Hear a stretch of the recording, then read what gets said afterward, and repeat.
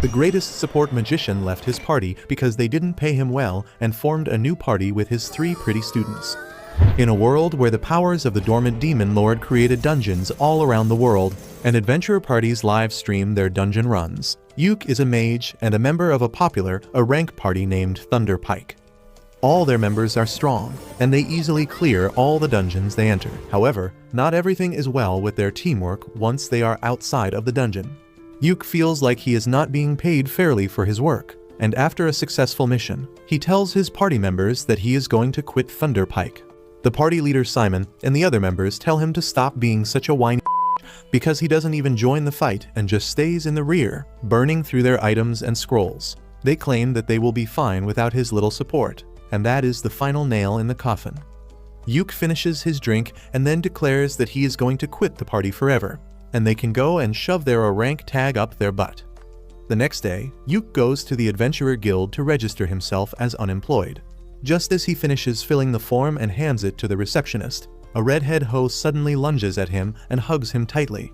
She calls him teacher, and when Yuke sees her, he recognizes her as Marina, a sword mage whom he guided before she took her adventurer test. Marina thanks Yuke for helping her earlier, and he asks how things are going for her.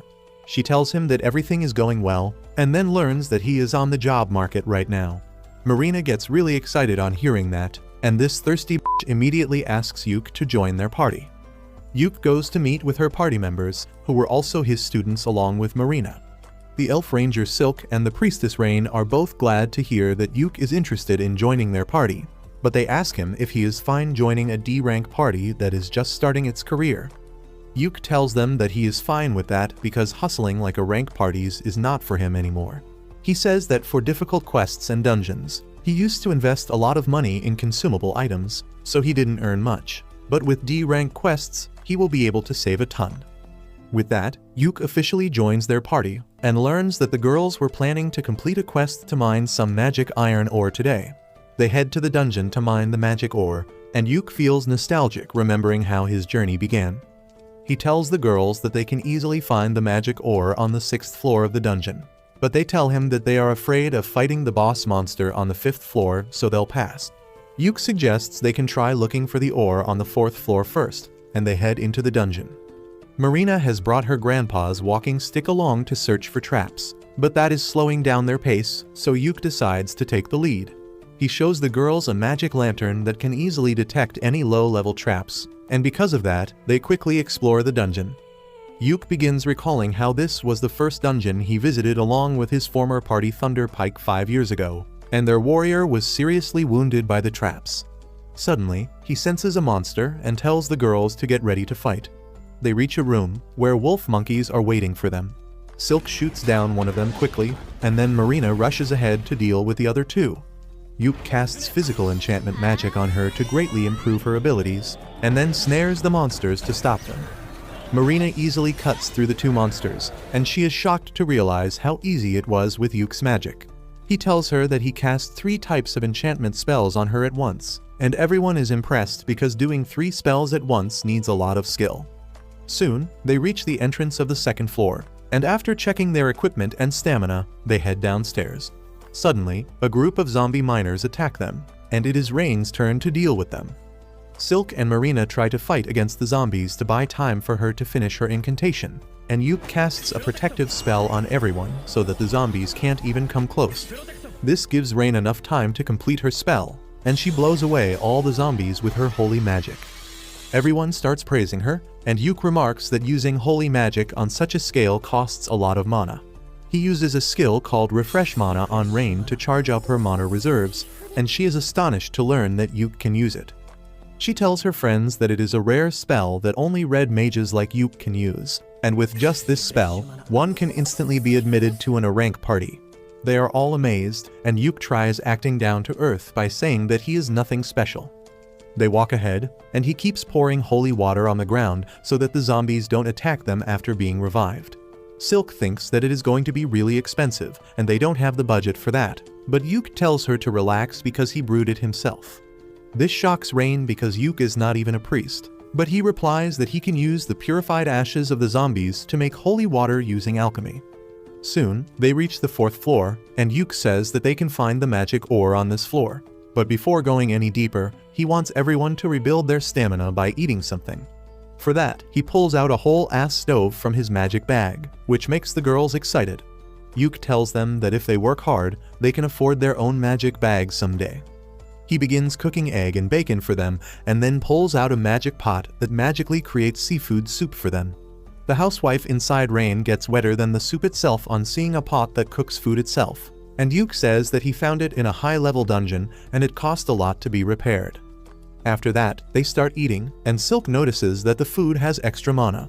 Yuke tells her that cooking is basically alchemy, and he put extra effort to empower them for mining the ore later.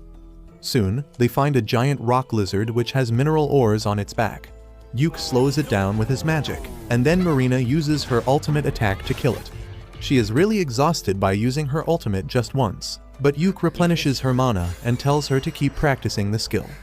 After that, they begin mining the ore on the defeated monster's back, but they need more, and Yuke suggests that they go to the 5th floor and defeat the boss to get what they want. The girls are afraid because the boss is a tough monster, but Yuke tells them that he will use his full power to help them. Once they reach the boss room on the 5th floor, Yuke tells the girls that he will fight alone to show them his skills. He then takes out a floating camera artifact to record the gameplay of the boss fight, and Marina suggests that they should livestream it cause it will be fun. Yuke decides to YOLO it, but then he asks the girls the name of their party to tell in the broadcast. They nervously tell him that they haven't thought of a name yet, but then Marina comes up with a name Clover on the spot. She says that the 3 girls are the ordinary leaves of the clover, and Yuke is the 4th and the lucky leaf. Everyone likes the name, and then Yuke asks the girls if they also want to feature in the first live stream of their party. They are fine just watching him, so Yuke enchants himself and then activates the live streaming mode on the camera. After that, he opens the door to the boss room and heads inside to see the giant ugly steel crab. The crab attacks him instantly, but Yuke slips from its claws and then uses 5 disabling spells to blind, poison, and paralyze it. The crab tries to attack indiscriminately, but Yuke just uses gravity magic to crush it instantly. He ends the live stream with that, and Marina immediately hugs him, almost breaking his bones in the process. Yuke then puts the crab in his magic bag, and they open the treasure chest that dropped after defeating the boss to find a ton of treasure and magic ore. After that, Yuke and his party head back to the city in a carriage. He acts polite and asks the girls how do they rate their new party member on a scale of 1 to 10. All the girls are really impressed by his overall skills in the dungeon, but Yuke thinks that they would be uncomfortable to see someone who is older than them suddenly become a party member. The girls tell him that it is not like that at all, and suddenly, Silk has a brilliant idea. She tells Yuke that he should become the party leader because he is the most experienced and powerful out of them. Yuke is flustered because he doesn't think it is right for a newcomer to become the leader, but the other girls agree, saying that their party was officially formed when they decided to name it Clover, and that makes Yuke a founding member. When the girls keep on pressuring him, Yuke finally folds and agrees to become the party leader so that he can keep everyone safe. On the other hand, his former party, Thunder Pike, is having a hard time in the dungeon. They have got an archer to fill Yuke's place, but he can't support them like Yuke used to. They struggle against a pack of monster wolves, and even the newcomer throws shade at them, asking why the hell they came to such a high-level dungeon if they are so weak. Suddenly, the witch gets bitten by a wolf, and though the party leader manages to free her, the priestess doesn't have enough mana to heal her. The party decides to retreat immediately, and as the witch lies bleeding, the priestess is still waiting for her mana to recharge. They don't have mana potions or even healing potions because that used to be Yuke's responsibility, and none of them thought to pick it up after he left. The new guy has a healing potion, but he doesn't give it so easily because he expected a rank party to have better management. Meanwhile, Yuke and his party are celebrating their first mission's success. As they drink, Yuke tells them that the reward from the quest was nothing special, but he got a lot of money from selling the corpse of the steel crab. He asks the girls about the division of money among them, and Silk tells him that they put everything in the party fund and use an allowance system for buying necessary things. She explains that they are saving money to buy their own house one day, and Yuke likes the idea. At the same time, his former party is at the same inn, and they are griping and complaining about their failure today. They blame it all on the new guy, saying that he should have been prepared better to help them. The archer gets pissed off that they are treating him like an errand boy, and says that he never thought that the famous rank party would be a bunch of sisses who can't even wipe their ass themselves. He tells them that he is quitting their party immediately, and Yuk turns around just in time to see it. He doesn't want to give any attention to his former party, so he tells the girls that after every successful quest, they will take 2 days to rest and recover. He says that he will stock up the useful items in the meanwhile, and they can head to another mission on the 3rd day. Suddenly, the inn begins to display the livestream video of Yuk defeating the steel crab that has gone viral within half a day. Everyone is interested in Yuk and his party because he defeated a boss monster with just debuff spells. However, this pisses off his former party members who think that Yuk is playing in the lowest league to improve his KD ratio. Turns out they are not the only people jealous of Yuk, because a fat and ugly noble is also cursing him from afar. Anyway, 3 days later, Yuk reaches the guild to pick a quest that is easy enough for the girls but gives a good reward as well, and the receptionist suggests him a C-rank quest to get magic stones from a waterfall. She says that it should be a D-rank quest, but some strange monsters are roaming around the region recently, so it has become more difficult. As Yuk is in the middle of thinking about it, the girls come running there and they agree to take the quest without even asking about it. Only after the receptionist leaves to register the quest does Yuk get a chance to explain that they may have to face a monster during the quest. The girls still decide to take the quest to earn more points and money. Yuk tells them to get ready and meet him in 30 minutes, and then the receptionist comes with the receipt of the quest. She tells Yuk to livestream his quest fights because he has become a minor celebrity after his last livestream. He leaves the guild with that and immediately senses someone following him. He leads the stalker into a shady alley, and it turns out to be the jealous ugly noble. Yuk asks him if he has any business with him, and the noble pulls out his sword, telling him to leave Clover immediately. Yuk uses a snare spell on him discreetly, and then asks the fatty if he is out of his mind for telling the leader of the party to quit it. The fatty tells him that he found the girls first, and he will join their party to become their sugar daddy. But Yuk thinks that he is just a junkie who has had too much magic shrooms today. He refuses to leave the party and walks away, and as the noble tries to attack him, he trips on the snare spell and knocks himself out. Once Yuk joins the girls to go on the quest, they tell him that the fat incel had approached them a few days earlier, and he offered to join their party like he was helping them out. However, his skills were mid, and they decided to ignore him since he wasn't taking no for an answer. Yuk also thinks that the guy must be dumb if he can draw his sword so casually in the streets, and he decides to report him to the guild once they return. After that, Yuk brings up the topic of their quest, and says that while the quest is really simple, they may have to deal with some wild beast-type monster. The girls tell him that they have been to the area around 2 months ago, but they didn't face any monsters back then, and there were no ordinary animals around either.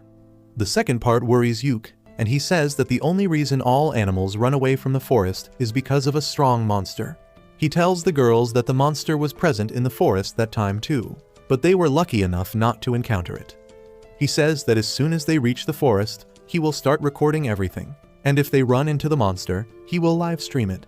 It will be the best if they win, but if they lose and have to run away, he wants the video to be live so that the guild can see them and send help on time. Soon, they reach the forest and Yuk starts recording as they walk inside. He walks at the end of the group because wild beasts attack any group from behind, and tells the girls not to worry about him because he is wearing a special warlock armor that gives him very high defense stats. They reach the waterfall soon, but then Yuk senses something and immediately turns the live stream mode on. Just 1 second later, the monster terrorizing the forest comes out, and to Yuk's horror, it is a high-ranking monster called the Zarnag, which is found in the deepest level of high-ranking dungeons. Everyone panics on hearing that, and Yuk steps in front of the girls. He tells them that they need to escape immediately, because they will die if they fight against the Zarnag. He decides to stay back and stop it till the girls reach safety and the guild sends backup. But suddenly, Marina draws her sword, telling Yuk that she isn't leaving him behind. Silk and Rain also agree with her, and they begin using their abilities to slow down the monster so that they can kill it. Yuk has no choice but to let them in on the action, so he first enchants their physical abilities. Marina rushes ahead to stop the monster while Rain chants her spell, but she gets slapped away. Yuk tries to stun the monster with lightning magic and then casts multiple debuffs on it, but despite that, it doesn't seem to slow down. Yuk realizes that it is a special monster, and he asks Marina to buy him some time so he can use a very powerful spell. Marina begins fighting against the monster, and then Silk calls the forest dryads for help and binds the monster with vines. As the two girls try their best to stall the monster, Yuk finishes chanting his tier 5 spell, Prismatic Arrow. He tells Marina to get back before he shoots it at the monster with devastating power. As the prismatic arrow hits the monster, it groans in pain, but nothing more happens. Yuk thinks that he failed to do any damage, but as the monster charges towards them, a black liquid starts coming out from all its holes. The monster seems weakened by his attack, but it is still strong enough to attack them, so Rain decides to finish it with a powerful magic attack. She uses the tier 5 spell Thunderbolt to hit the monster, but despite that, it doesn't go down. However, Yuk realizes that the monster has been stunned by the strong attacks it took, and this is the perfect chance to finish it off. He tells Marina to go ahead and kill the monster, and she dashes towards it, activating her ultimate skill just as Yuk enchants her sword to land a critical hit. The monster's head falls into the river as the sky clears, and it releases a fountain of blood.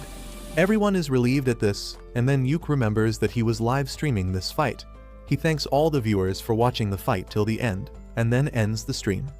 The video is an instant hit in the city, and the popularity of the Clover Party rises further, but the leader of Yuk's former party is pissed because of that. Meanwhile, Yuk is feeling dizzy after using too much mana in the fight earlier. Behind him, the girls are excitedly chatting about their fight, and Yuk thinks that this video will give their careers a huge boost. He approaches them, congratulating them for the successful mission, but adds that he is going to spank them for not listening to his orders earlier. The girls confront him, saying that they are going to lecture him too because he was planning to sacrifice himself just now, and they won't have allowed that to happen in any case. Yuk realizes that this is a 1 versus 3 match and he can't win against the girls, so he says that they will review the mistakes they made later. Soon, they reach the lake where they are supposed to complete their mission, but the girls get in the mood for a swim. Yuk tells them to take a dip in the time he sets up camp. As he hears the girls happily splashing around, he remembers how he was training them to be adventurers just 6 months ago. He kept telling them about the ways in which they could improve themselves and their party, but he always had the feeling that they would make a great team. He is still surprised by the fact that he ended up in the same party as them and thinks that life is too uncertain. A few days later, Yuk and the girls are summoned by the guild master, and the girls are anxious about the meeting. Yuk believes that the guild master wants to talk about the high-level monster they defeated in the forest, because a dangerous quest like that should not have been given to a D-rank party like them. He thinks that normally any guild master would praise them, but he knows the old man in charge of this place is not normal. Just then, Guild Master Benwood arrives there, and he immediately confronts Yuk, telling him that he has really done something troublesome this time. Yuk tells him that it is not his fault, and Benwood sternly asks him to tell him the things that he didn't mention in the report. His tone scares the girls and Yuk lashes out at the old man for intimidating them. However, that was what the guild master was waiting for, and he tells Yuk that he should have stopped talking politely earlier if he wanted him to stop acting scary. Benwood then sits down and tells everyone to take a seat too. He asks Yuk to answer his question now, and tell him what he thinks about the monster that he encountered in the forest. Yuk tells him that the signs point to it being an overflow, but not the one you will find on H-Anime. Benwood grows concerned on hearing that and tells the receptionist to generate an investigation quest. Meanwhile, Marina asks Yuk about overflow, and he explains that it happens when a catalyst causes monsters to come out of dungeons. If things get worse, it can lead to a stampede in which a huge army of monsters destroy everything in their path. The girls are worried to hear that, but Benwood tells them that the guild will handle the investigation. He then bows down to the 4 of them and apologizes for putting them in danger. The girls are taken aback by that and say that they were fine because Yuk was with them. The old man says that he watched the stream and he thinks they are quite skilled too, which is why he is going to promote them to C rank. The girls are delighted to hear that, and then Benwood turns to Yuk to give him another good news. He is being promoted to a rank because the prismatic arrow spell he used during the fight is a new spell he created, and all the guild officers believe that he should be promoted. Yuk can't even process what is happening, but Benwood brings out the promotion documents and tells him to sign it. Later, Yuk and the girls go to the guild inn to celebrate their promotion. Yuk hands over the earnings from the mission to Silk, who finds that the amount is much more than she expected. She stacks the gold coins to count them, and at the bottom of the pouch, Benwood has left a platinum coin as an apology. The girls are excited to see the platinum coin, and then Silk says that after adding today's earnings, they have enough money to buy their own base. They begin drinking and eating to celebrate this special occasion, and then Rain asks Yuke about his dream as an adventurer. He tells her that he dreams of challenging the last floor of the dungeon named Infinite Darkness, and that makes the girls spit out their drinks because that dungeon is said to be ridiculously dangerous. Yuke says that it is true because the final floor of the dungeon holds the Abyss Gate that leads to the underworld. He says that he has no plan to cross the Abyss Gate, but he wants to see it with his own eyes. He tells the girls about his uncle who was a great adventurer, and he challenged the final floor of Infinite Darkness dungeon and saw the gate. Even though he could not clear the final floor, his stories inspired Yuke to try it someday. Marina likes the idea and tells Yuke that they should go to the dungeon soon and livestream their fight. But he tells her that it is not so easy. First, they need to be in a rank party, and on top of that, they need permission from the government to even enter the dungeon. The girls get fired up on listening this, and they promise Yuke that they will grow stronger so that one day they can challenge the dangerous dungeon together. Soon, the Clover party embarks on another mission, and they live stream their fights as always. While Marina fights on the front lines, Yuke guides her and protects everyone with magic barriers. Silk uses the vines to tie the monster down, and then Rain attacks it with a powerful lightning spell. To finish things off, Yuke uses a magic scroll to unleash a rock magic on the monster, killing it. The livestream is well received by the audience, but not by Yuke's former party, Thunderpike. They are jealous of Yuke's success, but more than that, they are concerned about their downfall. They blame it all on the new members who join their party, calling them useless. Moreover, the wizard of their party has been avoiding going out with them lately after she was injured, and she is starting to fall behind when they go on missions. They think that maybe they should get Yuke to join their party again, because when he was with them, they didn't fail their missions so miserably. They think that they should cut the payment of the wizard girl because she is becoming useless and give a bit more money to Yuke so that he doesn't have a problem returning to their party. Meanwhile, Yuke and the girls return to the city from their mission, and they are shocked to see Thunderpike's leader Simon waiting for them at the door. Yuke is taken aback to see him, and he tells the girls to go and report to the receptionist while he deals with this. The girls go inside quietly, and then Yuke asks Simon what the hell does he want. Simon invites him to talk over a drink, but Yuke refuses, saying that he is tired because of the quest. He begins walking inside, but Simon stops him, telling him to come back to Thunderpike. Marina and others are eagerly listening to this conversation from the other side of the door, and they get worried as Simon reminds Yuke about their long-lasting friendship and their dream of challenging the Abyss Gate together. He says that Yuke will need to be in a rank party to even try that, and that is why he should rejoin Thunderpike. However, Yuke slaps his hand away, telling him that he is the leader of Team Clover and he is not going to leave them. This pisses Simon off, and he tries gaslighting Yuke into taking the blame for Thunderpike's failure after he left. However, Yuke tells him to grow up and deal with his problems like an adult. He goes inside the guild building with Simon yelling that he will regret it, and this commotion draws the attention of the ugly Fatso who tried to attack Yuke in the past. Meanwhile, Simon finds the girls really anxious about the conversation, and when he assures them that he is not going to leave the party, Marina hugs him so hard that he feels his bones crack. He somehow manages to push her away, and then they go to have drinks together. Soon after that, they get a quest from a popular armor shop called Earthy's. Yuke tells them that the shop is launching a new theme focusing on women adventurers, and since their party is 75% women, they have decided to pick them as the poster girls. The three girls will get high-quality armor from the shop, and the shop can use the video of them clearing dungeons to promote itself. The girls are surprised to hear this good news, and they find that they will get the armor for free, and on top of that, they will also be paid for completing the quest. They get really excited on hearing this, and soon their party goes to the city where Earthy's shop is situated. While Yuke waits in the market, thinking about the time he came to this city with his previous party, the girls get their new gear. They soon come running to show their new drip to Yuke, and he starts his blood flowing down to his third leg. He then tells them that instead of live streaming their fight, this time, they will have to hand over the recording to Earthy's as per the quest. He starts recording, and then his party enters the dungeon. Yuke tells the girls that this dungeon is only 4 floors deep, but its lowest floor has the gate to a bigger dungeon, and their quest goal is to reach the second dungeon. They come to an open space inside the dungeon, and Yuke picks a stone and throws it down to show the girls that a distortion in space doesn't allow anyone to take shortcuts here. He asks them to be careful that they don't fall down the stairs. While Marina and Silk agree to him immediately, Rain seems to be upset with Yuke, and he doesn't even know what he did wrong. Marina and Silk tell him that he didn't pay enough attention to Rain earlier because she is flat like the earth, and Yuke immediately notices the new ribbon around her hair. He tells Rain that she looks cute because her ribbon matches her hair color, and this needy hoe gets flustered and immediately hugs him. With that, they get down to the next floor of the dungeon, and Yuke soon detects a trap using his magic lantern. He pokes the trap with his grandma's walking stick, and suddenly, spears pop out of all four walls. They pass through the gap between the spears and soon encounter the first monster of the dungeon. It is a group of orcs, and Silk furiously draws her bow because elves hate orcs like Christians hate gays. Yuke tells her to calm down because her anger can break their formation, but assures her that they will completely wipe out those ugly monsters. He assesses that the orcs look like low-level soldiers, but they look more organized than he expected.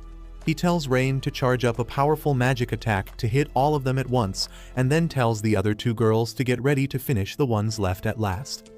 Yuke casts enchantment magic on everyone, and then Rain shoots a powerful fire attack at them, burning the orcs. Next, Yuke uses a magic scroll to crush them with heavy rocks, and Silk supports him by shooting the orcs. They manage to take down two of them, and the remaining two orcs rush towards them. Yuke uses paralysis debuff to slow them down, and then Marina charges ahead, using her ultimate move to defeat one orc. Silk shoots the other orc to keep it busy in the meantime, and then Marina attacks it too, splitting its head open with one strike. Yuke goes over to the dead orcs to collect their magic stones, and he asks Silk if she has calmed down now. She apologizes for getting tense on seeing the orcs, but Yuke understands that it is a part of her elf DNA. Silk is happy to hear this, and just then Marina comes there with a damaged scroll she found with one of the orcs. Yuke finds that it is an artifact that can reveal hidden abilities of an adventurer. He says that they can't use it right now because it is damaged, but he can repair it with his alchemy skills. He tells the girls that one of them can use it instead of selling it because it will enhance their talents and maybe even unlock a new job class. Both Silk and Rain tell him that he should let Marina use it since she has only one job class. As Marina is daydreaming about what job she will get, a treasure chest suddenly appears before them as a reward for defeating the orcs. Later, as they take a lunch break, they find that the treasure chest had a magic bag inside it, and everyone decides to give it to Rain because supporters like her need it more. After that, they head to the fourth floor of the dungeon, and Yuke tells the girls that the entrance to the second dungeon used to be guarded by a boss monster, but it has been many years since one was last seen. The girls ask him more about the boss monster, and he tells them about the Shadow Stalker, a monster that appeared to be made from pure darkness. Marina spots something exactly like that in the distance and asks Yuke if he is talking about that, and he is stunned to see that there is a real Shadow Stalker in the dungeon. He focuses his camera on it because Shadow Stalkers are really rare to find. He thinks that the Shadow Stalker won't reach them quickly because no one can just jump down from a higher floor. But the boss monster decides to prove that he is built different. He jumps down and shatters the invisible barrier that prevents anything from taking a shortcut. Yuke panics and realizes that they have no choice but to fight. He immediately pulls out a scroll to cast multiple enchantments on the girls, but the boss monster sends a dark wave towards Marina, shattering her barrier and knocking her out. While Rain heals her, Yuke and Silk take a stand against the Shadow Stalker. Yuke charges at it, and as the monster destroys his barrier, he understands that it can destroy magical shields. He uses an illusion spell to distract the boss monster with a clone while he reaches behind it, and then puts 3 offensive enchantments on his sword to attack. However, just as he is about to hit the boss monster, it uses a curse spell to completely freeze his body. Yuke realizes that this monster is really strong and intelligent, and they have no way to beat it. He wants to tell the girls to run away, but his body is frozen and he can't even utter a word. The girls panic on seeing their leader being taken down, and then the Shadow Stalker sends a dark storm towards them. Rain blocks it with a holy shield, and then Silk summons strong vines to attack the boss monster. It dodges everything and then attacks Silk from behind while Rain is busy trying to revive Yuke. Luckily, Marina is back in action. Silk takes the command in Yuke's absence and tells Rain to enchant Marina's sword with Holy Element. Rain does that, and Marina tries to attack the boss monster from up close, but it keeps dodging everything. Rain uses a wide-range spell to attack him, but the boss disappears and then appears near Marina and Rain, injuring them with his sharp claws. Next, he uses powerful magic to shoot dark magic beams at the girls from all sides. But just as all hope seems lost, Yuke comes back to his senses and uses a scroll that creates a holy shield around them. He throws away the high-level artifact that protected him from lethal damage and tells the Shadow Stalker that it will pay for hurting his girls. He immediately casts 1,000 snare circles on the ground, and no matter how hard the monster tries, he cannot avoid them all. He keeps slipping, and then Yuke uses all the debuff spells he knows to weaken it. He then uses a healing spell to get all the girls in peak shape. Next, Silk uses a tier 4 spell to bind the boss monster in strong vines, and then produces sharp thorns to pierce it all over. After that, Marina attacks it with her ultimate move, and finally, Rain casts the purification magic to exorcise the monster made of darkness. The fight is over with that, and Marina immediately runs to hug Yuke and crush his ribs. After that, Yuke asks Rain what did she learn about the Shadow Stalker from this fight, and she reveals that he was a zombie with an incredibly dense mana that should not be possible naturally. She believes that this is the clear sign of an overflow, and everyone gets worried. Marina and Silk suggest that they should start a live stream to inform everyone about it, but Yuke is against that. He says that they are wearing armor that has not been made public yet, so if they reveal it without the permission of their client, it would be problematic. He thinks that they should just reach the second dungeon and complete their quest so that they can inform the guild about it quickly. He starts moving ahead, but Rain stops him and heals the injury on his face before they continue their quest. They soon come to the gate to the second dungeon and end their mission by touching it. Later, they return to the city, and Yuke reports to the guild about the existence of the Shadow Stalker. He comes out to tell the girls that they can be interviewed later, so they will stay in this city for a few more days. They are really excited to hear that and tell Yuke that they should go sightseeing in their free time, and he gladly agrees. On the other side, Yuke's former party, Thunder Pike, is having a hard time ever since he left. They complain about eating dried food because when Yuke was with them, they could eat something new each time because of his magic pot. They aren't really cooperating well with each other as well, and leaving important things to the healer and the magician. On top of that, the magician is being treated like an errand girl, and everyone tells her to learn some useful skills because she is too weak and can't contribute much to the fight. Anyway, she turns on the live stream before their party heads into the dungeon, but within a couple of hours, they return to the guild after failing the mission. The receptionist smiles as she tells them that they have been failing a lot recently, and if that continues, they might get demoted. This infuriates Simon, but the receptionist stands on business and tells him to take easier jobs to save his party's name. After that, they start drinking and eating, and the magician girl Jamie sits at a separate table. The big warrior is furious that the receptionist talked about demoting them, but Simon says that she was right because they can't take high-level quests with just the 4 of them. The healer tells him to find another party member in that case because that is his job as a leader. The 3 of them quickly come to the conclusion that they need Yuke back in their team at all costs, but they don't know what they can do to make him come back. Simon, being Yuke's childhood friend, knows that he won't return so easily, and if they want to attract his attention, they need something that will convince him. He says that if they want to get Yuke interested, they will need to challenge the Infinite Darkness dungeon because that has been his goal since the beginning. He believes that if they do a joint quest with other parties, they can attract Yuke. Simon says that they just have to pretend to be serious about it because Yuke won't be able to think properly on hearing their offer to join them. The warrior and the healer agree with him, but the magician Jamie is really disappointed by how low her party has fallen. On the other hand, Yuke and his girls are back in the city after their successful quest. As they take a stroll through the market, everyone recognizes the girls because they were in the ad video released by the popular armor brand Earthies, but some butthurt men are jealous of them as well. Anyway, they are out on a mission to find a house to rent for their party. Their broker takes them to a house in the suburbs first, but Yuke turns it down because it doesn't look too safe for women. Next, the agent takes them to another house, and everyone thinks that it is better than the previous one. Yuke asks the agent to keep it on hold for them, and he says that he has one last option to show them. He takes them to the last house, but Yuke gets nervous as they get close because Thunder Pike's base is also in this region. On hearing this, all the girls decide that they don't even need to see the third property because they don't want a bunch of assholes to be their neighbors. With that, they buy the second house and their stuff is moved in soon as well. Yuk asks the girls if they have decided on their rooms because they should sort out their stuff quickly, and they say that they were just thinking about it. Silk asks Yuk which room does he want, and he gets confused because he wasn't planning on staying with them. He tries to tell them that it is not a good idea because he is a man after all, but the girls laugh at this incel who gets uncomfortable at the mere thought of sharing a house with 3 girls. Marina tells him that this is their party base, so all of them should stay together, and no one will mind if he accidentally walks in on them while they are taking showers or getting stuck in the washing machine. Yuk tells them that he has no desire to see their thottery and asks them to keep their doors locked all the times because they should not trust any man, not even him. With that, they settle into their new house, and Yuk even buys a 64-inch OLED television so that they can watch their recorded videos in 4K. The girls thank him for the gift, and they make a toast to celebrate buying their own base. As they start drinking, Rain's gaze becomes glued to the TV, and when Yuk looks at the screen, he sees his former party declaring that they are going to take on the Infinite Darkness dungeon.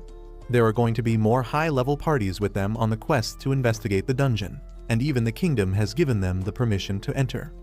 Yuk is stunned to hear this, and his girls try to comfort him. He tells them that he doesn't have any FOMO because the dungeon is going to be there even after this mission. He says that he wants to explore the bottom floor of the dungeon and reach the Abyss Gate, but now he wants to do it with his girls. He tells them that they don't need to worry about anything, because they will reach the dungeon one day, and then they will live stream their greatest adventure. As they start eating and drinking again, a letter slips in through the door and Yuk finds that it is from the guild. He goes there immediately, and the receptionist gives him an invitation letter from Thunder Pike, who wants him to join their party for the exploration of the Infinite Darkness dungeon. They promise to make him a permanent member after the quest, but Yuk wants nothing from them, and he asks the receptionist to reject the invitation on his behalf. After that, Yuk and Rain go grocery shopping, but Simon finds them there. He is furious because Yuk denied the invitation to join their party and asks if he has forgotten his dream to explore the dungeon.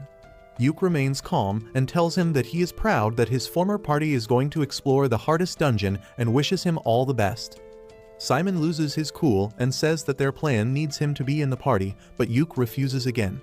Simon tries to intimidate him by shouting, but Yuk tells him to use his brain for once. He reminds him that sending a request to someone who is already in a party is considered bad manners, and he is free to refuse any requests. The asshole knight blames Yuk for everything their party has gone through after he left, but that was the final straw. Yuk can't take it anymore and tells him that leaving the party was the best decision he ever made. He begins yelling at Simon, reminding that he dumped all the tasks that didn't involve fighting on him. He says that the party had it really easy because he was doing all the important work, but they never valued his contribution. Simon is taken aback by his rage, but then Rain holds Yuk's hand, calming him down. Simon tries to convince Yuk to return, promising that things will be different this time, but Yuk replies that it is too late. He says that he is going to stick with his party Clover, and whatever happens to Thunder Pike doesn't concern him.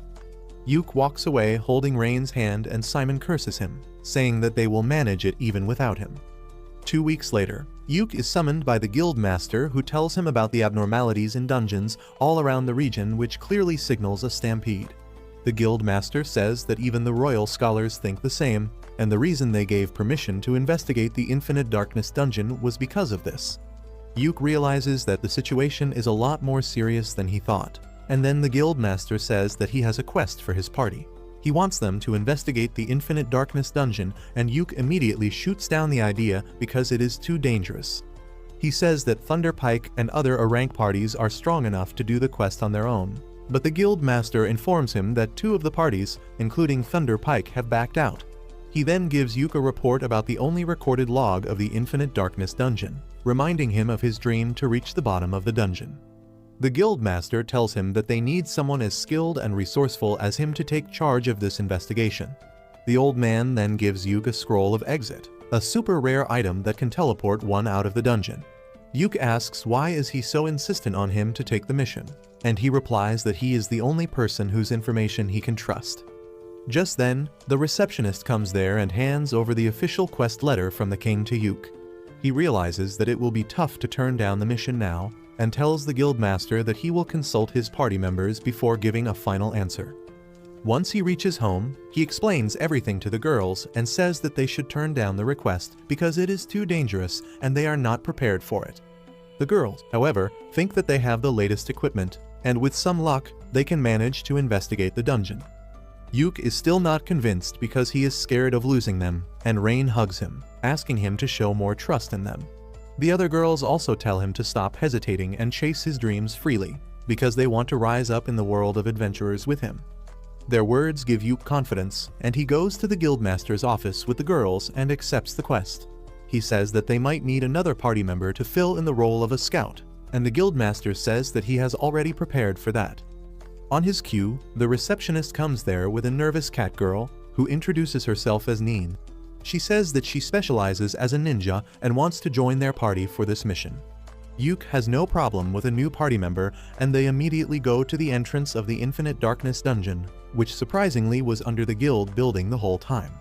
The receptionist tells them that the guild building was made on top of the dungeon entrance to hide it from the world. The guild master tells Yuk that initially, there were 3 rank parties that were going to enter the dungeon, but 2 of them backed out. Yuk's former party, Thunder Party, is the only one left, and right now, they are inside the dungeon, but their sponsors are not happy with them. The guild master then tells him to be careful on the mission and wishes him all the best. Yuk checks his party's status and finds that all of them are fully prepared to enter the dungeon. With that, the entrance to the dungeon is opened, and Yuk starts the live stream before heading inside. The space inside the dungeon is warped with irregular gravity, but the party is able to walk through the passageway without difficulty. The cat girl Neen uses a magic lantern to check for any traps and a magic compass to find the direction. She finds no traps nearby, so she decides to go ahead and scout the area on her own before everyone else can catch up. In the meantime, the girls ask Yuk how is he feeling after coming to the Infinite Darkness dungeon that he has always dreamt of. Yuk tells them that it isn't as emotional or thrilling as he imagined, but Silk says that she is feeling quite excited. She says that her main reason to start adventuring was money, but when she heard Yuk talking about his dreams so passionately, she changed her mindset. That is why she feels really excited to be standing in this dungeon alongside Yuk, because he is very close to fulfilling his dream. Yuk is glad to hear that, and just then, Neen returns with her report. She found nothing dangerous on the first floor and even located the entrance to the first floor. But it is even more weird. There is a sunken ship in the middle of a forest on the first floor, and Yuk keeps looking around for anything more suspicious or out of place. He tells the girls that Thunder Pike has already reached the 8th floor of the dungeon. Marina says it is too slow because they started their journey 2 weeks ago. Yuk says that their pace is going to be even slower because they just have to investigate the dungeon for any odd thing. They are going to live stream everything so that the scholars at the Royal Academy can locate any problems or suspicious things. Just then, Neen stops everyone because her magic mirror shows her that a monster is nearby and they can't avoid it. They soon come across the monster, and Yuk asks Rain to hit it with a compact offensive spell and Silk to aim for its head. He then pulls a huge crossbow out of his and gives it to Marina so that she can attack the monster from a distance as well. Rain starts chanting a powerful spell, and while she takes her time, Yuk uses his special magic prismatic missile to hit the shark-headed monster. That doesn't do much damage, and the monster starts coming towards them, so Marina shoots it with her crossbow, piercing its chest. The monster gets furious because of this, and then Rain hits it with a fire spell, setting it ablaze. The monster is still standing, so Silk shoots 3 arrows at it. Seeing that it is still struggling to stay upright, Yuk gets in front of the girls to protect them, but after a few seconds, the monster finally falls down. Neen is impressed because she didn't even get to show her skills, and on top of that, she saw the unique spell that made Yuk famous. After that, they reach the safe zone and Yuk pauses the live stream while everyone rests and recovers their strength. Next, Yuk shifts everyone's attention to the treasure chest in front of them and suggests that they should open it off camera to avoid any controversies. He asks Neen to show her thief skills, and she begins poking around the keyhole to locate any traps. She finds a simple trap inside and easily deactivates it before opening the chest that is loaded with jewels. The girls start drooling on seeing so many jewels, and Yuk asks Silk to store all of them. Once she is done, he decides to inspect whatever is left in the treasure. He finds a ring artifact and a black cube artifact, which he can't analyze or understand. He tells the girls that it seems that the artifact is a baby that doesn't even know what it is. The girls get excited on hearing that the artifact is a baby, and both Marina and Rain want it. Yuk tells them that they will need to run it by the guildmaster to know what it is first, but he is sure that it is something rare. He then asks Rain to show her and then puts the ring he just found on her ring finger because it fits perfectly. He tells her that she should use this ring that can stabilize her mind, but when he looks at her, he finds that he has destroyed her mental balance by his actions. Rain is blushing like crazy because Yuk essentially proposed to her, and now she has no problem with giving the black box to Marina. They resume their exploration with that, and Neen uses the magic compass that detects the flow of air to find the entrance to the second floor. Once they reach the safe zone on the second floor, Yuk asks the girls what they think was odd about this dungeon. They tell him that the way the scenery changes constantly was odd, and other than that, only the shark-headed monster seemed out of place. Yuk agrees and adds that the treasure chest they found on the first floor was also unusual, because treasure chests are normally found in floors that are more difficult. He thinks that there must be some relation between the shark monster and the treasure chest being found on the first floor, and decides to think about it later. He says that they should head back for today since they have explored enough, and the girls agree. They walk back to the dungeon entrance, but then Neen senses someone coming towards them. It turns out to be Yuk's former party, which has got 2 new members for this mission. Simon acts arrogant as he tells Yuk that if he was going to come down here anyway, he should have accepted their invitation. Yuk replies that he was not going to fall for his scheme, and then reveals that they are here on a formal mission from the king. The other members of Thunder Pike get furious for no reason and call Yuk an ungrateful bastard, but Simon acts like they are partners on the same mission. He tells Yuk to hand over the live stream recording and all the items he has gathered to Thunder Pike because they are in an alliance now. He also pulls rank and says that it will be better if a rank party makes the report to the guild master, and his friends try to convince Yuk into thinking that it is the best option for his party's future. They keep telling Yuk to think of it as a great favor, and he starts getting pissed. Rain is also frustrated with their attitude, so she lashes at them for trying to use their rank to blackmail Yuk. Simon's party members tell her to shut up, calling her a savage dark elf, and that is when Yuk runs out of patience. He lashes at the warrior and the priestess, telling them that he won't tolerate anyone who insults his party members. He even gets ready to draw his sword against them, but Simon tries playing cool and asks him to hand over his loot. Yuk just slaps his hand away, telling him that he will never work with nasty assholes like them. He leaves Simon and others shocked with his response as he tells his girls that they should return to the surface. This entire conversation was live streamed, and everyone who watched it thinks that it will cause a big problem soon. Well, it does cause a big problem, and not for Yuk's party, but for Thunder Pike. 2 days after this incident, they are summoned to the guild master's headquarters, who tells them there have been multiple official complaints against them from their sponsors, the country of elves, and the guild headquarters. Simon doesn't take it seriously and says that the bigger problem should be a C-rank party insulting a rank party like theirs. He adds that the guild should never have let a party with a savage dark elf in it enter the dungeon in the first place. But the guild master punches this racist piece of shit before he can complete the sentence. The guildmaster walks towards him as he says that since an A-rank adventurer like him made racist remarks against a dark elf on a live stream, it has harmed the reputation of their country. He grabs Simon by the throat, saying that his actions can cause serious problems between their country and the elves, and to prevent that, Thunder Pike will have to do an apology stream. Not only that, they will be put on trial, and in the worst case, they may be exiled forever. He lets him go with that, and Simon says that it is an unwise decision because if they exile an A-rank party, they won't have anyone to explore the dangerous dungeon. The guild master reveals that there will be no problem because Yuk's party has been given a temporary A-rank for this mission, and they have already shown great results. Despite this warning, Simon is not ready to apologize to anyone, and he curses Yuk for setting him up with his live stream. As he is busy cursing him in the middle of the street later, the fat ugly noble comes there and tells Simon that he has a way to get revenge on Yuk that will benefit them both. On the other hand, Marina approaches Yuk because she has figured out the use of the black box artifact.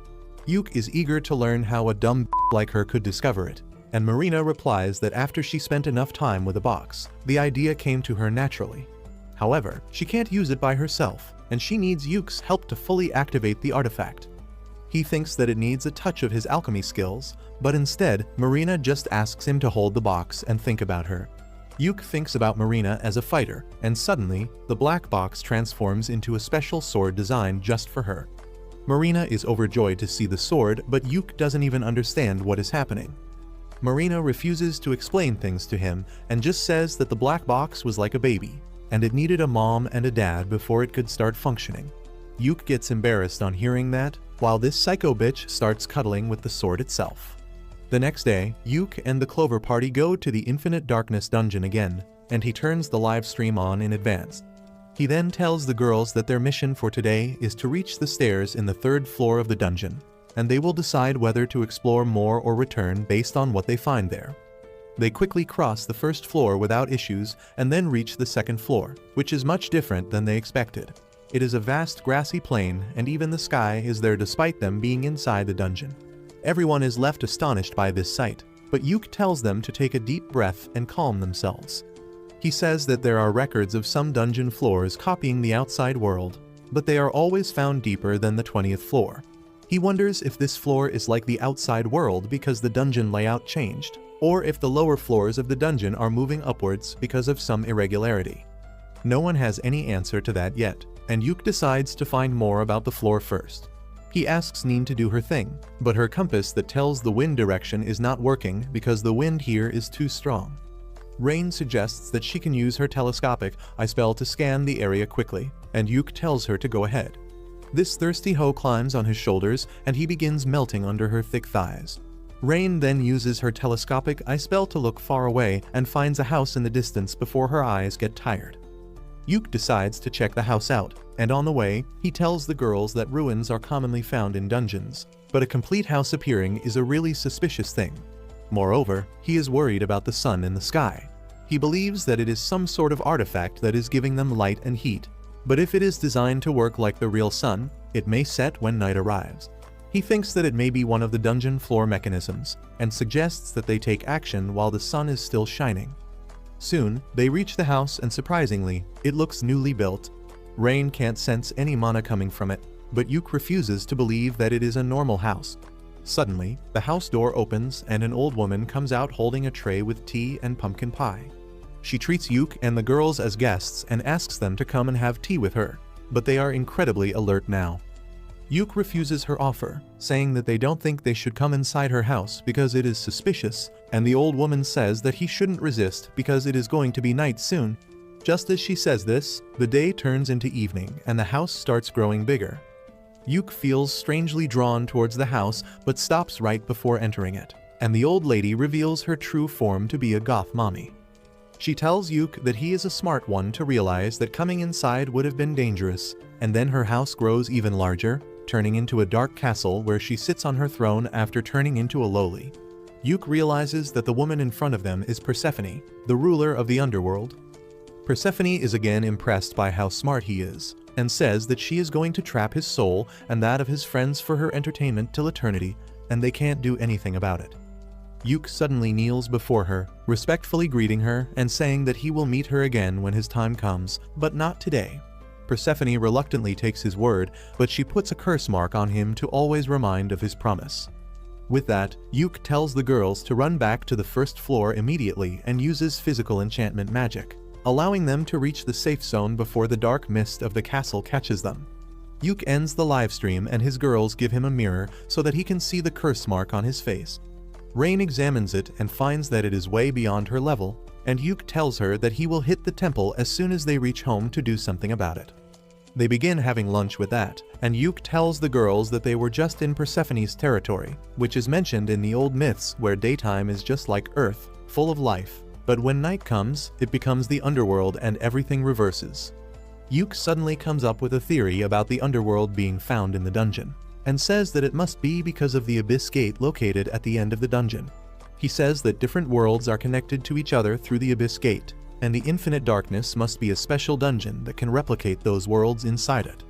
He thinks that Persephone's world is one of such worlds, but the bigger mystery is how something so dangerous was present on the 2nd floor of the dungeon. Suddenly, Yuke comes up with another theory that states that maybe they did not go to the 2nd floor, but to the 30th floor, which is the last explored floor of the dungeon. Rain seems to agree with him, and she says that maybe the stairs are making them skip a bunch of floors and leading them to random floors instead of going in the proper order. Yuke wonders if they should use the scroll of exit to teleport outside right away, but the girls suggest that they should recover their strength and try to reach the floor above them before taking the extreme step.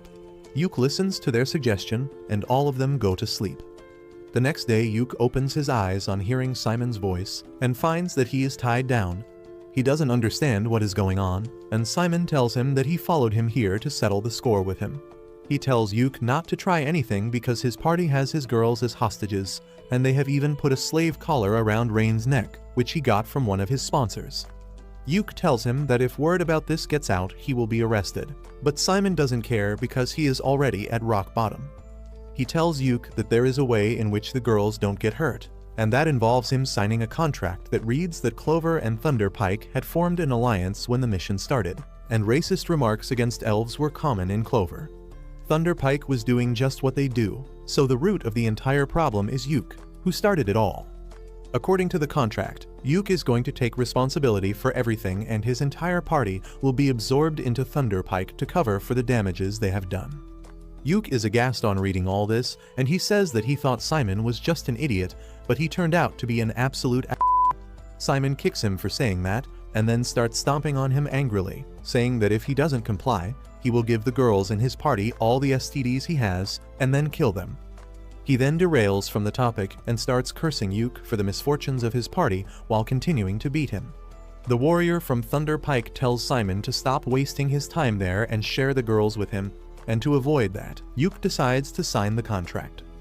However, just as he is about to sign it, the dungeon begins to shake, and then the floor suddenly collapses.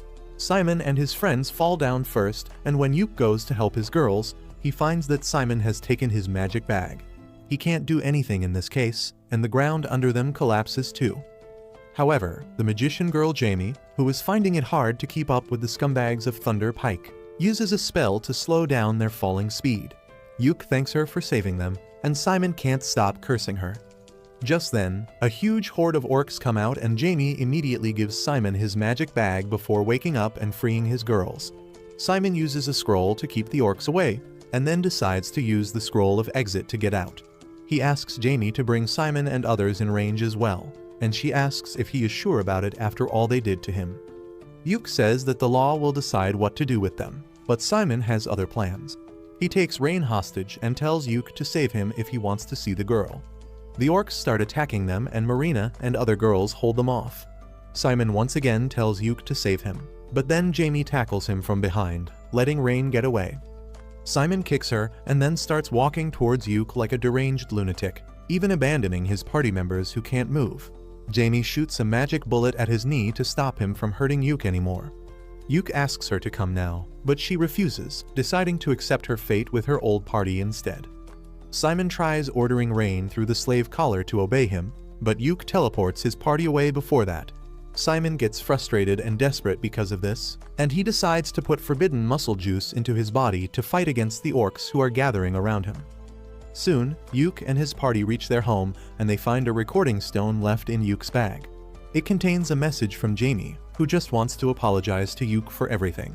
She says that Yuk always arranged a necessary medicine for her sick brother, and she kept pestering him to give it to her for free without knowing how expensive it was. She feels pathetic about it, and says that she learnt Yuk's value only after he left her party. She thinks that if she had apologized to him sincerely earlier, he might have forgiven her and even let her join his party. Now, she thinks it is too late for anything like that, and that is why she is recording this message to make up for her past actions. Suddenly, Simon yells her name, and she abruptly ends the recording, but not before revealing that the list of the evil deeds of Thunderpike are recorded on the magic stone. Yuk feels terrible on seeing the message because after everything Jamie did to make sure he escaped the dungeon unharmed, he left her behind to die. Rain tries comforting him, saying that they had no other option, and then the guildmaster tells them that he just got a distress message from the Infinite Darkness dungeon. He plays the message on the TV, and it is just a voice note from Jamie saying that the dungeon is in a bad shape and the floors are falling apart. The guildmaster says that they are wondering if they should send a rescue team or not, and Yuk suddenly volunteers to go in and save Jamie. He asks the guildmaster to find another scroll of exit, but the old man tells him that he will be the one to decide if it is worth sending a rescue mission. He leaves the room with that, and Yuk tells his girls that he will go in alone to save Jamie, but the girls tell him that they too owe their life to Jamie, so they will come along. Yuk then decides to do something about the slave collar around Rain's neck, and he recites an unknown spell to deactivate the collar. Everyone is surprised to see this, and Rain says that she has never heard of a spell like this. Yuk believes that it is some sort of dark magic spell that was forced into him by the goddess of death Persephone along with her curse mark. While the girls are worried about him, Yuk thinks it is a good thing that he got the attention of the goddess of death. With that out of the way, he starts planning the rescue mission, when someone suddenly starts knocking at his door quite violently. Yuk opens the door and finds the fat, ugly noble there, who tells him that he should have opened the door quickly for his master. Yuk tells him to get the hell away from his home, and when the man tries punching him, he just kicks him where it hurts the most. His guards try to attack Yuk, but Marina and Neen quickly knock them out. The incel is shocked to see that the girls can still go against his orders because he is sure that Simon put the slave collar around Rain. He takes out the remote control and starts calling for Rain, and she soon arrives at the doorstep. The incel gets happy, thinking that she is obeying him, but Rain hits him in the face with a crowbar, knocking him down.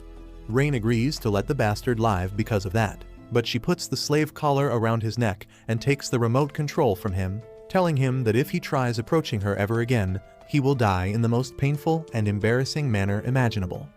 The incel tries explaining himself to her, but she just stands by Yuk and holds his hand, saying that she belongs to him now. Even Yuk is surprised to hear this, but he decides to make sure that the fatty never even comes near Rain again. He walks up to him and uses a dark spell that will make his blood literally boil till he dies if he comes close to Rain. The fatty freaks out on hearing that, and then Yuk asks Marina and others to hand him over to the guards. Later that evening, Yuk and the girls have made all the preparations for the dungeon run, but they are still missing the scroll of exit, which is the most important item. Yuk fears that the guildmaster might not find another one in time because they are so rare, when a veteran adventurer named Lucent knocks on his door. He is there to give Yuk a scroll of exit, because he believes that rescuing friends from danger is one of the most important duties of an adventurer. With the scroll in his bag, Yuk decides to enter the dungeon again, despite the guildmaster telling him that the dungeon is going to be sealed by royal orders, and he will be punished for entering it. The old man asks Yuk if he even knows how to find Jamie in there, and he explains the theory that the stairways lead to different worlds, which are affected by the subconscious thoughts of the adventurer.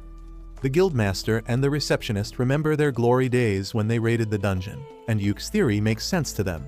They tell Yuk all the best for his mission, and he just asks them to start preparing for a welcome party. With that, Yuk and his party enter infinite darkness, and they immediately run into some monsters. With Yuk backing the girls with support magic, they manage to defeat them quickly and reach the safe zone. As they walk down the stairs, Yuk keeps thinking about saving Jamie, and his trick works because the second floor turns out to be a terribly damaged copy of their city. Neen finds a blood trail, and they immediately follow it in hopes that Jamie is still alive. They find her unconscious near her apartment, but then, to their utter surprise, Simon comes out and tells Yuk that he was going to come looking for him anyway. Yuk can't believe that Simon is still alive, but Silk tells him that he is not. She can sense a dark and twisted mana coming out of his body, just like she felt from the Shadow Stalker, and she is certain that he is a zombie. Yuk finally understands that the fat incel must have given Simon a powerful artifact that turned him into a zombie so that he could still keep fighting even after his death. Simon tells Yuk that he will make him pay for everything he has done, and releases a powerful wave of dark energy, and Marina immediately charges ahead to face him. Yuk quickly buffs her, and she manages to cut off Simon's arm before retreating. However, that is pointless because he immediately grows it back. He then releases another burst of dark energy towards Yuk, who uses a scroll to create a holy magic shield. Simon immediately charges towards him for close combat, but Yuk dodges his attack and tries to snare him, but that doesn't work. In the meantime, Silk and Rain use their magic spells to trap Simon, but he easily destroys them with his dark magic. Yuk immediately attacks him head-on, and Simon keeps yelling that he will kill him and destroy everything he loves. Yuk slashes him continuously, but Simon heals from everything instantly. Yuk takes a few steps back and decides to use his special spell Prismatic Missile to attack him. Simon takes the magic head-on and remains unharmed, confident that his immortal body will not be destroyed by it, and that is exactly what Yuk wanted. Simon's body suddenly starts bursting up in different places, and he begins growing uncontrollably from every place where an explosion occurs. He becomes an ever-growing lump of flesh and doesn't understand anything. Marina is also confused, so Yuke tells her that he used Persephone's power to modify the prismatic missile so that it stays active as long as the target is alive. Since Simon is immortal now, he will keep on suffering from the spell till eternity. Simon asks Yuke to stop his spell, reminding him that they are childhood friends, but he has nothing more to do with the bastard, and he walks away while Simon keeps exploding and growing like a cancer. Rain has been trying to heal Jamie in the meantime, but neither healing magic nor potions work on her wounds that were caused by Simon's dark magic. She has lost hope of surviving and apologizes to Yuke one final time before dying, but he tells her not to give up just yet. He uses Persephone's power to dispel all curses from her, healing her injuries instantly. Jamie faints as soon as her injuries are cured, but Rain is certain that she will be better now. Suddenly, the sky turns dark and a bunch of shadow stalkers spawn out of nowhere. They begin tearing apart Simon, and he keeps screaming in pain while his body continues to grow. Yuke bids farewell to the man who was once his friend as he uses the scroll of exit, leaving Simon to suffer in the dungeon for an eternity. 1 week after this incident, the Guildmaster summons Yuke and Jamie to hand over their punishments. Yuke and his party's punishment is just a deduction of their score and a 1-month ban on any adventurer work, while Jamie's punishment is cancellation of her adventurer license for 1 year. Neither of them can believe that they are getting off this easy, but the old Guildmaster tells them to not think too much about it. They leave the guild after that, and Jamie still cannot stop apologizing to Yuke for everything Thunder Pike did to him. She feels pathetic for taking advantage of his kindness for so long and wants to change, but Yuke tells her that she has already changed enough. Jamie starts falling for him, and she thanks him with a bright smile before they both head to their homes. A few days after that, Yuke visits the guild receptionist to make Neen a permanent member of Team Clover. The receptionist is glad to hear that and says that she will immediately start the paperwork. Yuke suggests that she should ask Neen about that first, but the woman knows what she is doing. She opens the door to the room, and Neen, who is snooping in on them, falls to the ground immediately. The receptionist lashes out on the catgirl for that, but Yuke tells her that it is fine. He then asks Neen if she wants to join his party, and she is more than happy to accept his offer. Suddenly, the receptionist hugs Neen, because as her mentor, she is really happy that she is joining a really great party. After their touching moment is over, Yuke leaves the room with Neen, who tells him that she was here to deliver a letter to him from Silk. As Yuke opens the letter, he tells Neen that they should check on Jamie before going home, and the catgirl silently follows him. Jamie has become a librarian now, and she uses her magic to place books in high shelves. Yuke and Neen come to the room and start making small talk. Yuke tells Jamie that this room belonged to the Guildmaster, but he couldn't maintain it after bringing too many different books here. Jamie sighs, saying that it will take her a week to organize all the books and records in the room, and that greatly impresses Neen because a dimwit like her would need an entire year to do the same. Jamie is taken aback by that, but then she calms down and thanks Yuke for helping her get a job at the guild. She also thanks him for providing medicines for her brother, and then asks if he needs anything from her. Yuke tells her that it is Silk who actually wants to talk to her. He asks Jamie to stop by their house when she is going back home, but has no clue about the topic. Anyway, Jamie is almost done with her day's work, so she tags along Yuke and Neen as they head home. They begin talking about the weather like boring people, and Neen says that she doesn't like winter at all.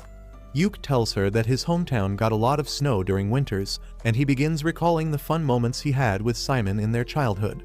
He gets depressed because of that, but the girls realize what he is thinking and snap him out of it. Soon, they reach their house, and Yuke urges the girls to go in first. They are surprised and suspicious of his actions, but still decide to follow them.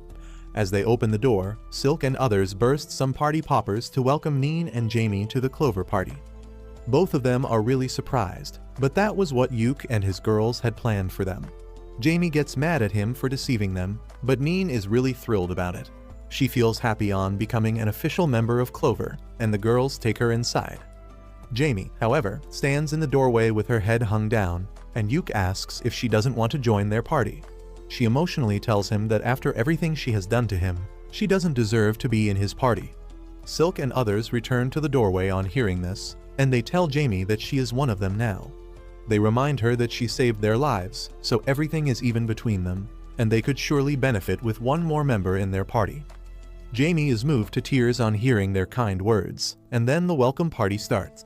Yuk raises his glass to make a toast, but Marina interrupts him, saying that there are 6 of them, and she has never heard of a 6-leaf clover. Even Rain has never heard of that, but Jamie has, and she says that in flower language, a 6-leaf clover means glory. Yuk is glad to hear that their party name still makes sense, and he makes a toast to their future.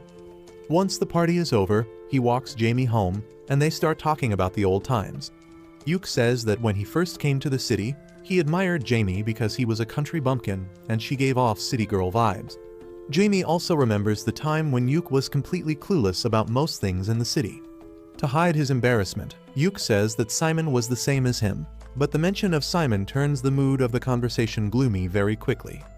Both Yuk and Jamie steer the conversation to their first mission as an adventuring party, and Yuk says that even though things were not good for him generally, he had fun with Thunderpike. He then says that maybe it is his fault that Thunderpike was completely destroyed, but Jamie doesn't think so. Yuk says that things would have been different if he confronted the other party members, but Jamie says that they would have not realized the value of his hard work back then, and he would have left them anyway. She holds Yuk's hand, telling him that it was not his fault. She says that she will repay him for everything once the ban on her is lifted and she becomes an adventurer again. After dropping her home, Yuk returns back to his place and finds Rain washing dishes by herself. She tells him that Neen was really excited about moving all her stuff in today itself, so she took Marina and Silk to help her. Rain had to stay behind because she lost in rock paper scissors, and now she has to do the dishes alone. Yuk starts helping her out, and Rain starts having fun seeing themselves working together. She says that they look like a newlywed couple, and that statement catches Yuk completely off guard. Rain starts sulking that he reacted so shocked, and she asks Yuk to come clean with his feelings.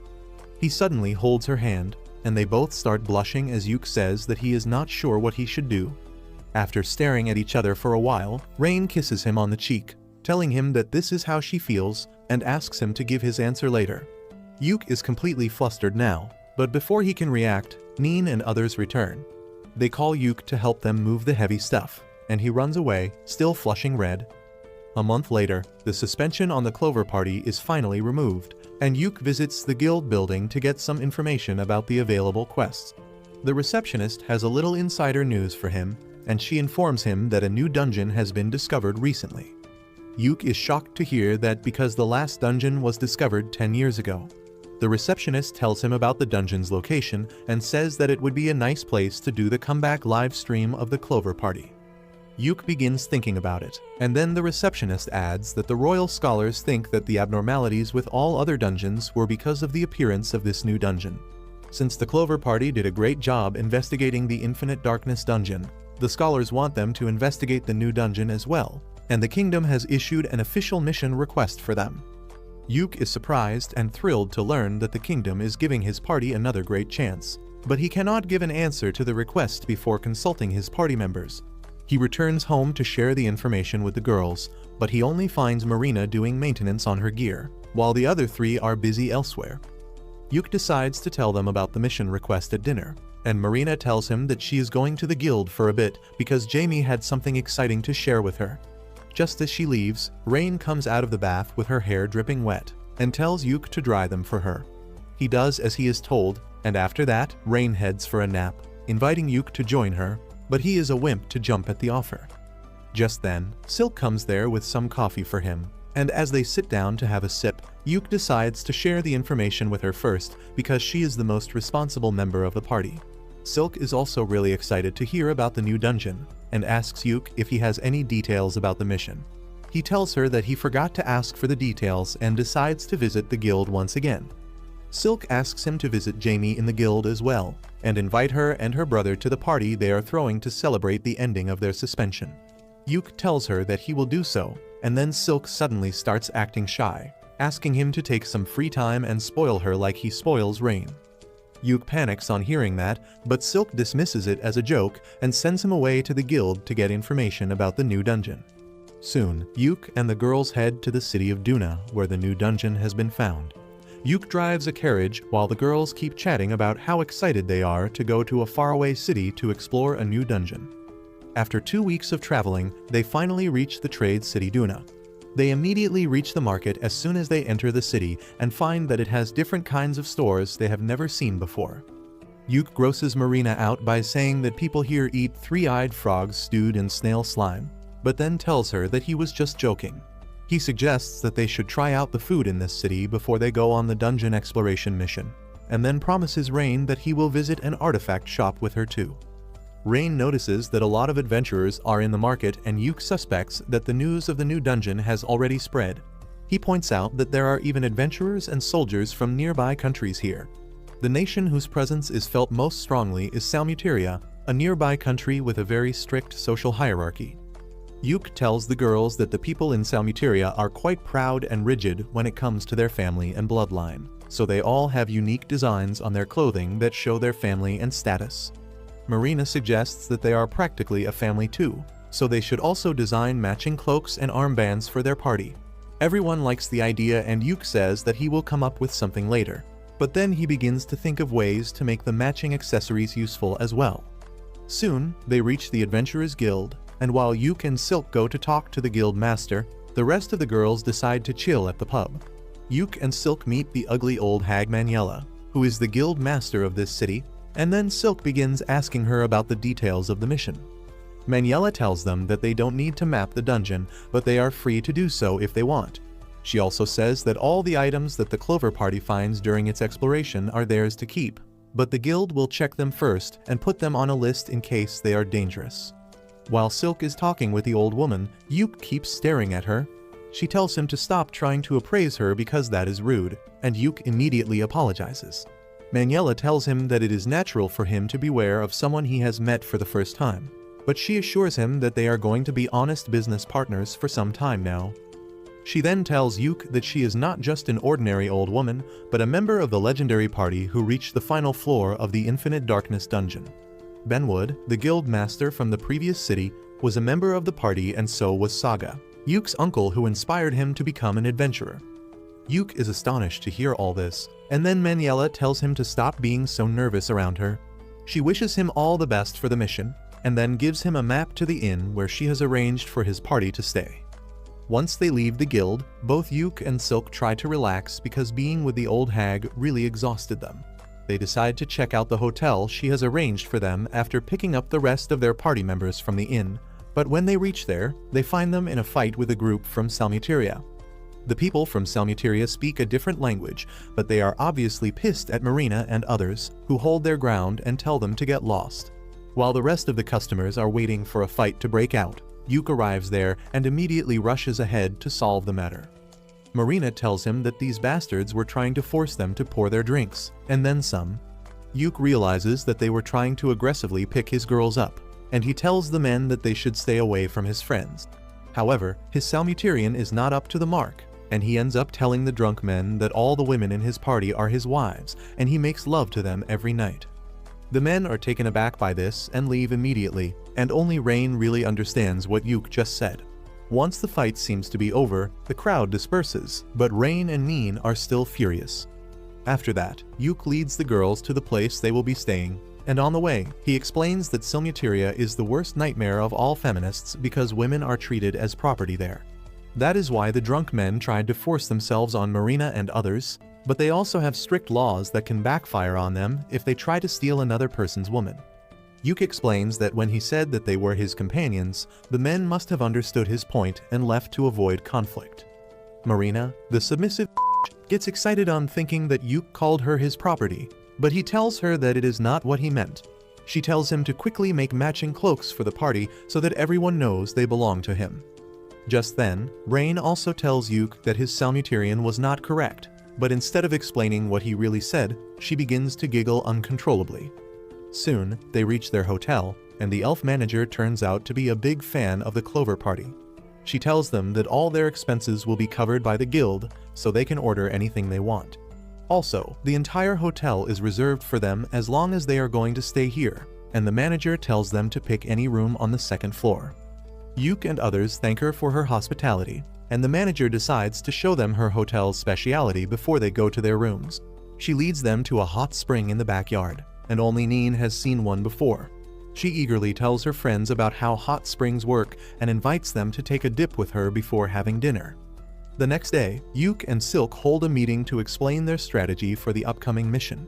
They say that they will follow the same pattern they used during the Infinite Darkness dungeon mission and livestream everything.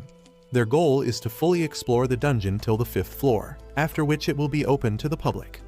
Silk explains that they only know that the 1st floor of the dungeon is partially underwater, and they can find a lot of water and bug-type monsters there. Moreover, they need to be fast while exploring the dungeon, because there are 2 other parties who will be sent on the same mission as them.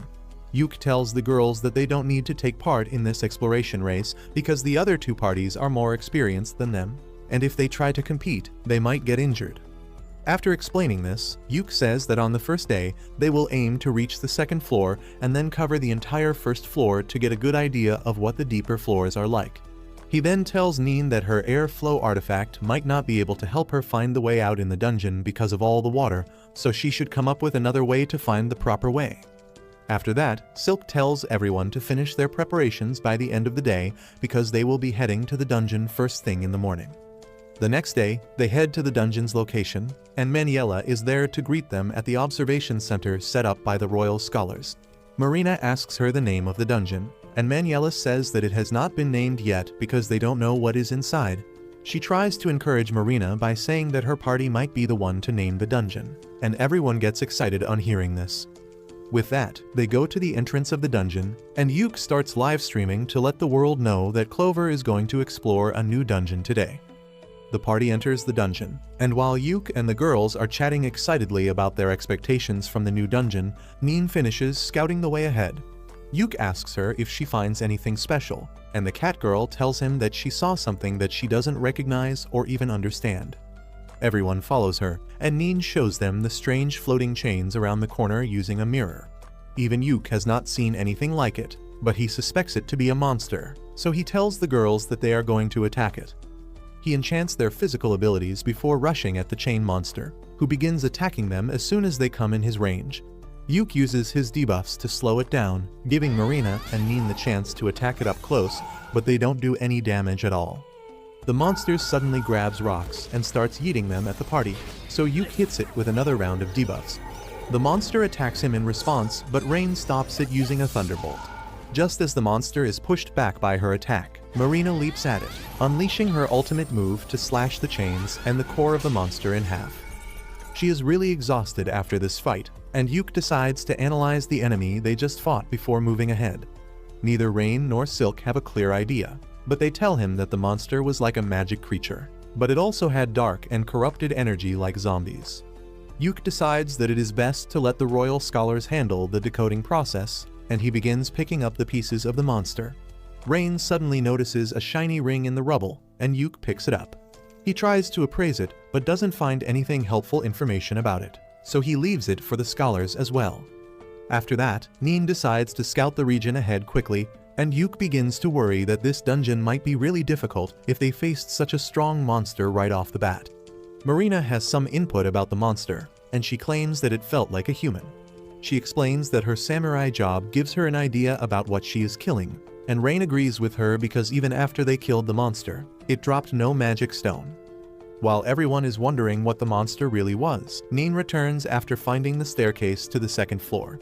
However, she shocks everyone by revealing that the stairs go up instead of down like they do in normal dungeons. Yuke is curious, but then Neen says that she found another weird thing ahead. She leads the group to a small study area that seems oddly out of place. Yuke finds a book in a drawer, and after Rain confirms that it is not cursed, he opens it, only to find that he can't read the language. He decides that they should go to the stairs and rest there before planning their next step. But as he sees the bright lights in the safe zone, he is suddenly reminded of Simon's brutal fate. The PTSD from the memory starts hurting Yuke intensely, and he cuts the live stream as he tells the girls that they should rest now. They are worried about him, and Rain puts her robe over his head to protect him from the lights before telling him to take a nap. Yuke takes up on her offer, and after sleeping on her lap for a while, he wakes up refreshed. He then tells his worried friends about how the lights reminded him of the sky on the day he fought Simon, which triggered his PTSD. The girls suddenly cling to him, offering to be his unpaid therapists, but Yuke tells them that he is fine now. After dealing with his trauma, he asks them if they should explore the first floor some more or go to the second floor, and the girls choose the second option. Yuk believes in democracy, so he decides to go with the majority, but before doing anything else, he tells them that it is lunchtime. While he starts cooking, Marina brings out another video recording drone so that they can live stream their dungeon cooking videos on another channel for maximum profit. After the lunch break, the party heads to the second floor. To their shock, the second floor is in the form of a well-maintained city that gives Yuk the flashbacks from the Infinite Darkness dungeon. He realizes that something really strange is happening here, and he tells the girls that they need to head back, when suddenly, he hears a voice telling him that he is right. Everyone gets into position to fight, and then an old wizard suddenly appears in front of them out of nowhere. He introduces himself as Loj, a poor old man who is left behind in this broken world. Yuk asks him why is he in this dungeon, and Loj is amused to learn that this place is a dungeon in their reality. He tells Yuk and the girls that this city was once called the City of Joy, but now things have changed a lot. Everyone is confused by the senseless statements of the old man, and the girls ask him if he is the only one in the city now. Loj tells them that the king and all the people in the city are here too, but he cannot explain the details of the situation to them in a way they will understand. He then starts to disappear into black smoke, but tells Yuk that they will meet again, calling him by his full legal name. Yuk panics because he never told the old man his name, and as he feels Persephone's curse activating, he gets even more paranoid. He tells the girls that they need to dash now, but then Marina points towards an unconscious girl lying in front of them. Soon after that, Yuk and his party come out of the dungeon, and he goes to the old hag and the royal scholars to discuss the strange things they saw. He is shocked to find that the old guy Loj didn't show up in the live stream, and the scholar thinks that Yuk and his party were hallucinating. The scholar says that they are still studying the things they brought back from the dungeon, and then Maniela decides to take Yuk for a walk. She tells him that the all-girls party that was exploring the dungeon has quit because half of their members fell sick just after entering it. She then asks Yuk what he really thinks about the dungeon, and he clearly says that it felt like another world. Maniela seems to agree with him, and she tells Yuk to trust his intuition because they might lead him to the correct answer. She then asks about the girl they found in the dungeon, and Yuk replies that she is still sleeping. After Maniela leaves, Yuk starts thinking about the dungeon, when suddenly, he sees a letter flying into their tent. He goes inside to find Rain in a gloomy mood because she got a letter from her grandfather, Count Crowder. She tells everyone that she is the illegitimate daughter of a noble family, and her mother was kicked out of the house as soon as she got pregnant. After her mother's death, she joined the Magic Academy somehow and became an adventurer. But now her grandfather, who never even acknowledged her existence, has sent a letter calling her back. As Rain starts crying, Yuk reads the letter to learn that Count Crowder has fixed Rain's marriage with the second prince of Salmuteria. He still calls her a bastard and tells her to be grateful that she is getting a chance to serve the family, and everyone gets furious on reading that. Rain is really devastated and doesn't know what to do, but Marina tells her that there is a simple solution to the problem, which is ignoring it entirely. She points out that Rain's name is not even written on the letter, so they will pretend that it was not meant for her. And though it sounds really dumb, Yuk is on board with that idea. He burns the letter, saying that now there is no proof that they even got it, and the relieved Rain hugs him and starts to cry. Yuk comforts her, saying that if the Count tries to reach her again, they will come up with an even better plan. He then asks Neen to contact the guild receptionist, who is also her mentor, and requests her to collect all info on the Count and the second prince of Salmuteria. He also wants her to erase any proof that Rain is from the Count's family, and Neen agrees without even realizing that her mentor used to be a legend back in the day. After that, Yuk tells Marina and Silk to prepare for the next dungeon run, while he takes Rain outside to talk. He tells her that he has a reckless idea to save her from her family, but that involves marriage. Rain blushes as Yuk explains that if she marries him, she becomes his property according to the rules of Salmuteria, and then no one from that country can take her away from him. Rain has no doubts or hesitation about the plan, and she agrees to be Yuk's wife even if it is just an act. The next morning, Yuk and Zack, the leader of the second party, meet with Maniela, who tells them that they are going to continue the dungeon exploration mission after all. Zack is really excited about it, and also quite hostile against Yuk as he tells him that his party is going to explore the dungeon first. After the weirdo leaves, Maniela tells Yuke that his marriage with Rain has been approved, and she is pretty confident that the marriage won't stay a fake one for long. After that, Yuke and his girls head to the dungeon once again to explore the city on the second floor. Neen goes ahead to scout it as usual, and she immediately comes back running to tell everyone about a giant cocoon in the city square that looks creepy and dangerous. There is one cocoon on each pillar, and Rain senses a dark and corrupted mana being released from them, which is similar to the chain monster. Neen decides to scout the cocoons, but as she goes near them, she gets hypnotized by the cocoon's eye. Immediately after that, a mouth appears in front of the cocoon's belly, and it lunges towards Neen to swallow her whole.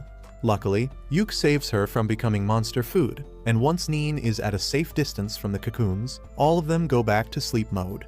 Neen also returns to her senses, and Yuke realizes that they need to fight the monsters with ranged attacks. Marina eagerly pulls out her crossbow for that, and Yuke tells Silk to do what she does best.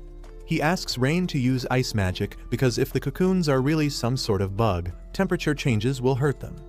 After that, he buffs everyone with his support spells and then runs towards the pillars. The cocoon monsters try to hypnotize him with their eyes, but Yuke uses a flashbang spell to blind them, and then uses a more powerful blindness spell to keep their eyes shut. Marina and Silk immediately fire their arrows, defeating 3 of the 4 monsters, but when Rain shoots her ice magic at the last one, it proves ineffective. Marina decides to steal her kill and charges at the monster with her ultimate move, with Neen and Yuke supporting her to finish the monster. The monsters drop rings instead of magic stones, and Yuke collects them all. He then notices that Marina has been standing silently in a corner ever since defeating the last monster, and he asks her if everything is alright. She is about to tell him the truth, but then sees the camera drone, so she tells him that she needs some time to settle down. Yuke realizes what she wants, so he suggests that they rest in a nearby building and cuts off the livestream. While the group has a tea party, Marina tells them that when she cut down the cocoon monster, she felt like she was cutting a human. However, that is not the surprising part. She says that the pillar she cut down along with the monster felt like a human too, but she couldn't be certain even though she should be because of her samurai job class. Everyone is stunned to hear this, and Yuke suggests her to try cutting something in the room, but Marina says that she has already tried that, but the results were still not clear. She feels depressed and helpless, but then Silk says that she also feels something is very wrong with this place because the spirits are not communicating properly with her. She says that it somehow feels like the land of the dead that Persephone rules, and Rain agrees, saying that the mana here is not normal. Yuke agrees with all of them, and he says that they should go to the rooftop to get a better view of the city before doing anything else. Once they see the full expanse of the city from the roof, Yuke says that they will aim to enter the castle at the center of the city today, and once they explore it, they will call it a day. With that, they start walking towards the castle, but the silence of the city gives them the chills. They wonder if no one really lives here, which reminds them of the mysterious old man named Loj. While Yuke thinks he really might have been a hallucination, Rain disagrees with him because she has the sanity ring he gave her that makes her resistant to any mental effects. Everyone believes her, and they think that since Loj was real and still didn't appear on the livestream, he must be interfering with their drone cam. Suddenly, they spot Loj at the gate of the castle, and they immediately reach him, asking what is wrong with this city. Loj tells them that this city is completely fine, and the people here are saved so well that they don't need to be saved from anything ever again. Yuke asks him if the monsters they fought earlier were humans, and instead of giving him a clear answer, Loj starts a philosophical lecture on what actually is a human. Realizing that he won't answer this question, Rain asks him about the golden rings. Loj tells her that they are called the One Gold, and Rain asks what is he compiling with them. No one else understands this wizard mumbo-jumbo, but Loj warns Rain that the knowledge she is seeking will traumatize her. He tells her that she already knows what the purpose of the rings is, and then vanishes, telling Yuke and his party that they will meet again. Yuke asks him if he will tell them the truth the next time, and Loj tells him that the truth will find them in its due time. Everyone is even more confused now, but then the gates to the castle open, and they decide to explore it quickly and then head out. Later, Yuke analyzes the recorded clip and the castle's layout with the supervisor of royal scholars and Maniela. They now believe that Loj is not a hallucination, and Maniela compliments Yuke on his good work. Even the royal scholar praises him, and Yuke is taken aback by this because the man in front of him is Viscount Bodeman, a renowned scholar and one of Yuke's favorite authors on dungeons. Bodeman then presents the report on the gold rings and says that they were derived from humans. Yuke tells him that they already had a hunch about this because of Marina. Maniela says that if the monsters inside the dungeon are really humans, then things get tricky, because they will need to restrict the adventurers who can enter the dungeon. Yuke then tells them that Marina felt that even the pillars in the dungeon were humans, and this shocks both Maniela and Bodeman. Yuke says that he brought some samples from the pillar and other places, and Maniela immediately calls an office worker and asks about the appraisal status of those samples. The man tells her that the appraisal will take one more day, but she tells him to spank the chief appraiser and tell him to get it done by the end of the day. After that, Bodeman tells Yuke that he has already received a request from Rain and his men have started producing an artifact like she requested. He then begins talking about the all-girls party that entered the dungeon but didn't make any progress because their members fell sick. He explains that the people who watched their live streams also suffered similar symptoms from mild fever to severe violent outbursts. He thinks that there is something wrong with the stream, and Yuke immediately thinks about Loge calling the second floor of the dungeon, the city tainted by twilight.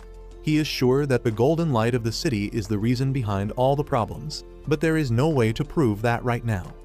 Bodeman then tells Yuke that the country will take its time to decide what to do with the dungeon, but his party is needed to stay in the city for the time being so that they can do a few more runs. Yuke agrees to do that and leaves the tent, only to find Min dashing towards him frantically. She informs him that the girl they found in the dungeon has woken up, and she suddenly went Super Saiyan. Yuke runs to his party's tent to see what is up, and he is astonished when he sees the girl floating in the sky while radiating a pure golden light.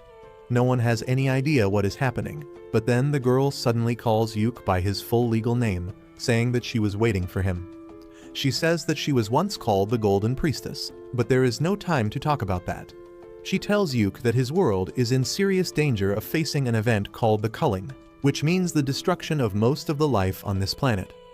Yuke doesn't understand what she means, so the Golden Priestess explains that just like the city in the dungeon, soon this world will also be engulfed by the golden twilight and become lifeless just like it. However, because Yuke and his party have already crossed the border between the worlds once in the Infinite Darkness dungeon, they are partially resistant to twilight. The priestess tells him that if they don't go too deep inside the Twilight Zone, they will not be consumed. She then tells them to seek out Loge because he knows everything, but the girls reply that they have already met the old man who refuses to answer their questions. The priestess tells them that they need to force him to tell them the truth because he is the only normal being in the distorted world.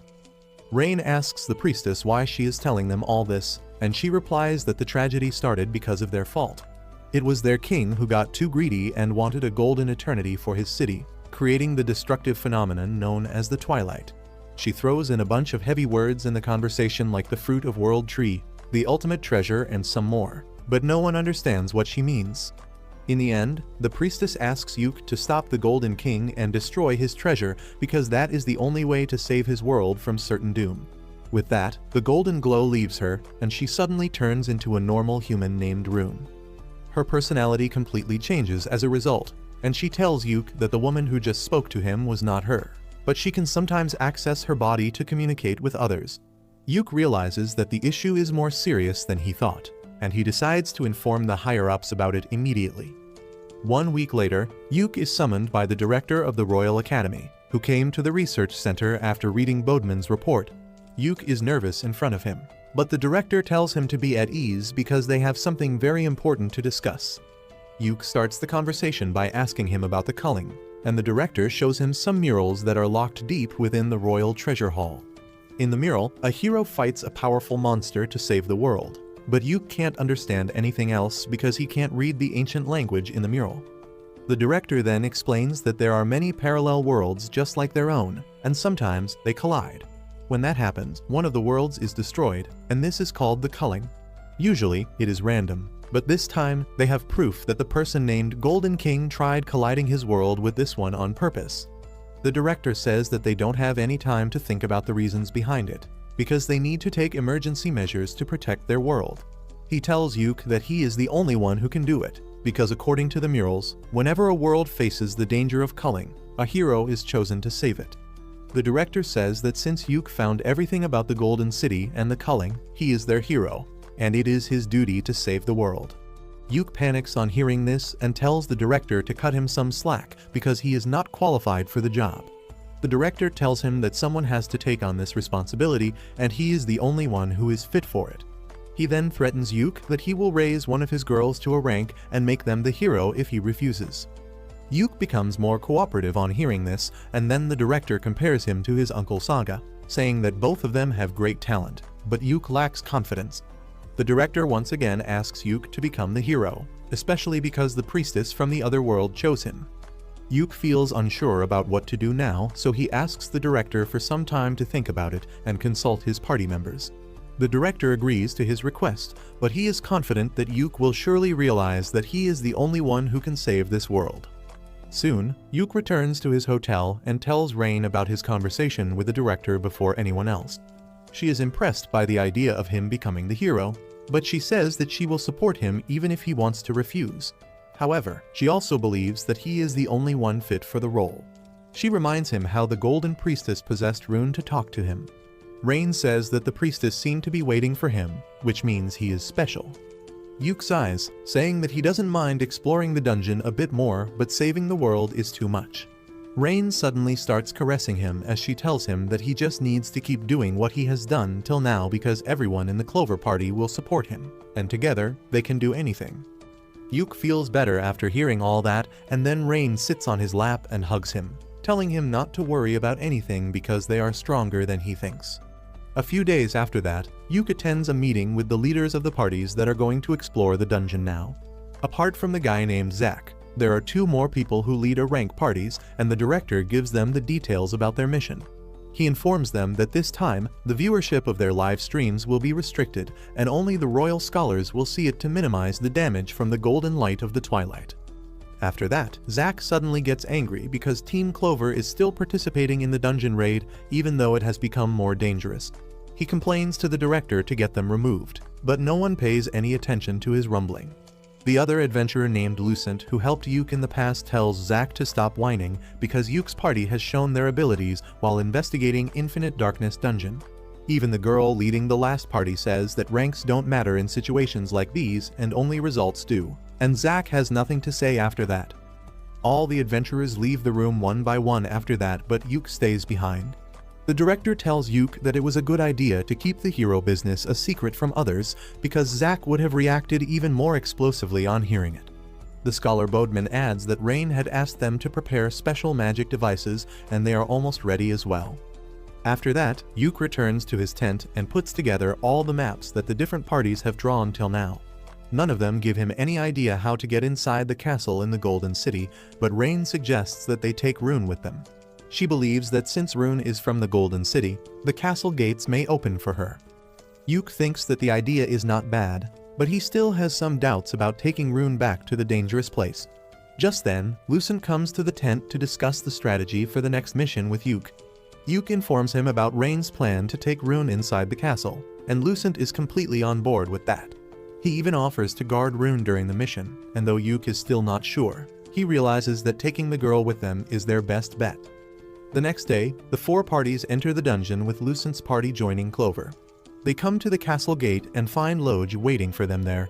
The old man welcomes Rune, asking her about the outside world, but she doesn't remember him. Loge says that it is better that she forgets everything about this place, but then Yuke reveals that the priestess talked to him. Loge realizes that the priestess chose Yuke, but he still refuses to tell him anything. However, he opens the door to the castle, telling Yuke that since Rune is with him, he will find the answers he wants. Lucent suspects that this might be a trap, so he leaves half his party members outside to call for backup if anything goes wrong. He then joins Yuke's party as they enter the castle. Loge leads them to the royal library, saying that he is not much of a talker, but they might find the answers here. The wizard of Lucent's party realizes what is actually going on with the old man and tells Yuke that Loge actually wants to talk about something, but he is either cursed or he has too much mana. That means that speaking certain things out loud can create great problems for him and everyone else, so he is trying to communicate through hints. Loge gets awkward on hearing this, but his gesture tells everyone the direction to look in. The old wizard asks Lucent to bring the red books on the shelf and then takes Rune along with him because she is the only one who can read the language. Rain senses a strange mana from a big brown book and the study table's drawer, and Silk also feels that the spirits in the library are connected to people's memories. She decides to connect with the spirits, and suddenly a book possessed by a spirit comes flying towards her. Silk eagerly starts asking the book spirit the things they want to learn, and on the other hand, the old wizard scans Rune's mind as she reads the ancient books. Meanwhile, Neen finds a key to open the big book that Rain noticed earlier, but Yuk is not sure about opening it. He asks Loj if the book is dangerous, but he doesn't give him a clear answer. However, when Yuk forces him to say that the book is not dangerous, it suddenly glows and a trap inside it is diffused. Yuk opens the book after that and finds that it contains many similar magic circles, but he can't make out their meaning. Suddenly, Silk comes there, claiming that she can help him with that. The book spirit in her hands has shrunk down quite a bit, and Silk says that it can help him understand what is written in the books. As Silk holds Yuk's hand and uses the power of the book spirit, they find themselves standing on top of the book. The book spirit turns into a white snake named Biblion, and tells Yuk that he cannot understand the true meaning of the book just by reading it. The spirit snake says that it will interpret the book correctly for him, and Yuk takes up the offer. The spirit snake uses its power to drown Yuk into the memories of the person who wrote the book. The author tells Yuk what the book is about, and when he returns from the memories, Yuk explains to the girls that this book is about creating a chain of spells that can create an extremely powerful result. The rest of the girls don't understand what he is talking about, but Rain and the old wizard from Lucent's party realize how powerful the spell is. Yuk asks the old wizard if he is finished with his task, and he replies that the red books contain the history of the Golden City. According to the books, the City of Joy was the capital of a rich and advanced kingdom, but one day they had to face an event like the culling, so they tried to come up with a way to avoid that. Yuk adds that the magic spell mentioned in the book also aims to deal with the main source of the culling event instead of just delaying it or evacuating people. The more Yuk talks about the spell in the book, he starts feeling a sharp headache. He tells everyone that they should head out now, and just then, the all-girls party also arrives there. Yuk and Lucent tell them that they are going to retreat now, but then they learn that Zack and his party went deeper into the castle. Yuk decides to leave them alone because they can't stay in this dangerous place any longer, and the leader of the girls' party says that she will stay on guard till Zack returns. With that, Yuk and his girls leave the castle, but he keeps thinking about the magic in the book and how it is connected to the fate of the Golden City. Soon after that, Yuk and others go back to the control room and tell the higher-ups about their discoveries. They explain that the dungeon is actually a real city from a parallel world, whose king wanted to save it from Twilight, so he used a special magic to take it across dimensions. However, his magic was imperfect, so he ended up turning all the people in the city into objects. He then puts a ring he got from the monsters on the special device that the scholars made on Rain's request. As Rain activates the device using her magic, it projects a vision of the Golden City. The director asks if the rings found from the monsters are able to display messages in the same way their broadcasting drones work, but Rain denies that theory.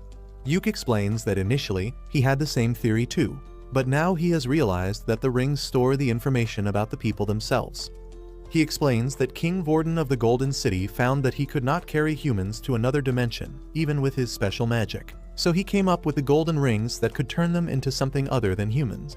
The old wizard says that this crazy idea proves that the king was already under the effect of Twilight, and then presents the books he found in the library. He says that King Vorden possessed a special treasure called the One Gold, but they don't exactly know what it could do. Yuk recalls that the Golden Priestess told him that the One Gold was the fruit of the World Tree that could grant any wishes, but it was also something humans were forbidden from even touching. He believes that King Vorden used the One Gold to create the rings and gave them to his people. After that, he tried traveling through the dimensions, but his magic was imperfect, and the people of his city were corrupted and turned into monsters. Yuk says that according to the Golden Priestess, the only way of stopping this tragedy is by defeating the king and destroying the One Gold. The director asks him if he can do it, and Yuk replies that he has to do it at all costs. After that, Yuk and Rain head back to their hotel, when suddenly, a carriage stops in front of them and an ugly balding man comes out of it. He tells Rain that he was looking for her, but she doesn't even know who this creep is. He introduces himself as her Uncle Bran, saying that he is here on the behalf of the head of the Crowder family to take her back with him. Rain gets nervous on hearing this, but Yuk hides her behind him and then tells the man that he has got the wrong person.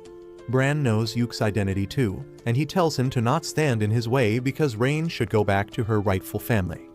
Yuke refuses, saying that Rain has no family, and Bran sends his guards to take her away by force.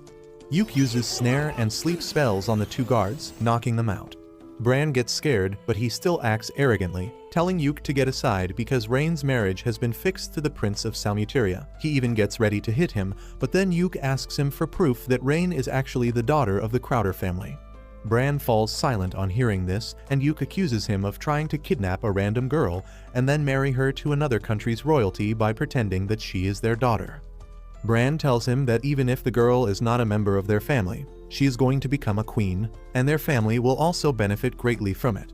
He orders Rain to come back to her father, but she activates a magic spell as she tells him that she doesn't want to. She shoots a tiny lightning bolt just above Bran's head, burning what little hair he had on the top of his head and scaring him shitless. He immediately runs away after that, and Rain tells Yuke that they should head home before anyone else comes after them. Meanwhile, Bran runs straight to the second prince of Salmuteria, who asks him where is the bride he ordered. Bran nervously tells him that it will take some time because Rain has got a bad temper after becoming an adventurer. He says that she even shot a lightning bolt at him, and this shocks Prince Masmoda because women can't even leave the house without permission in his country. Anyway, he decides to give Bran some more time because he needs Rain for a special reason. He also tells him to bring all the girls she hangs out with so that she has some friends in his harem.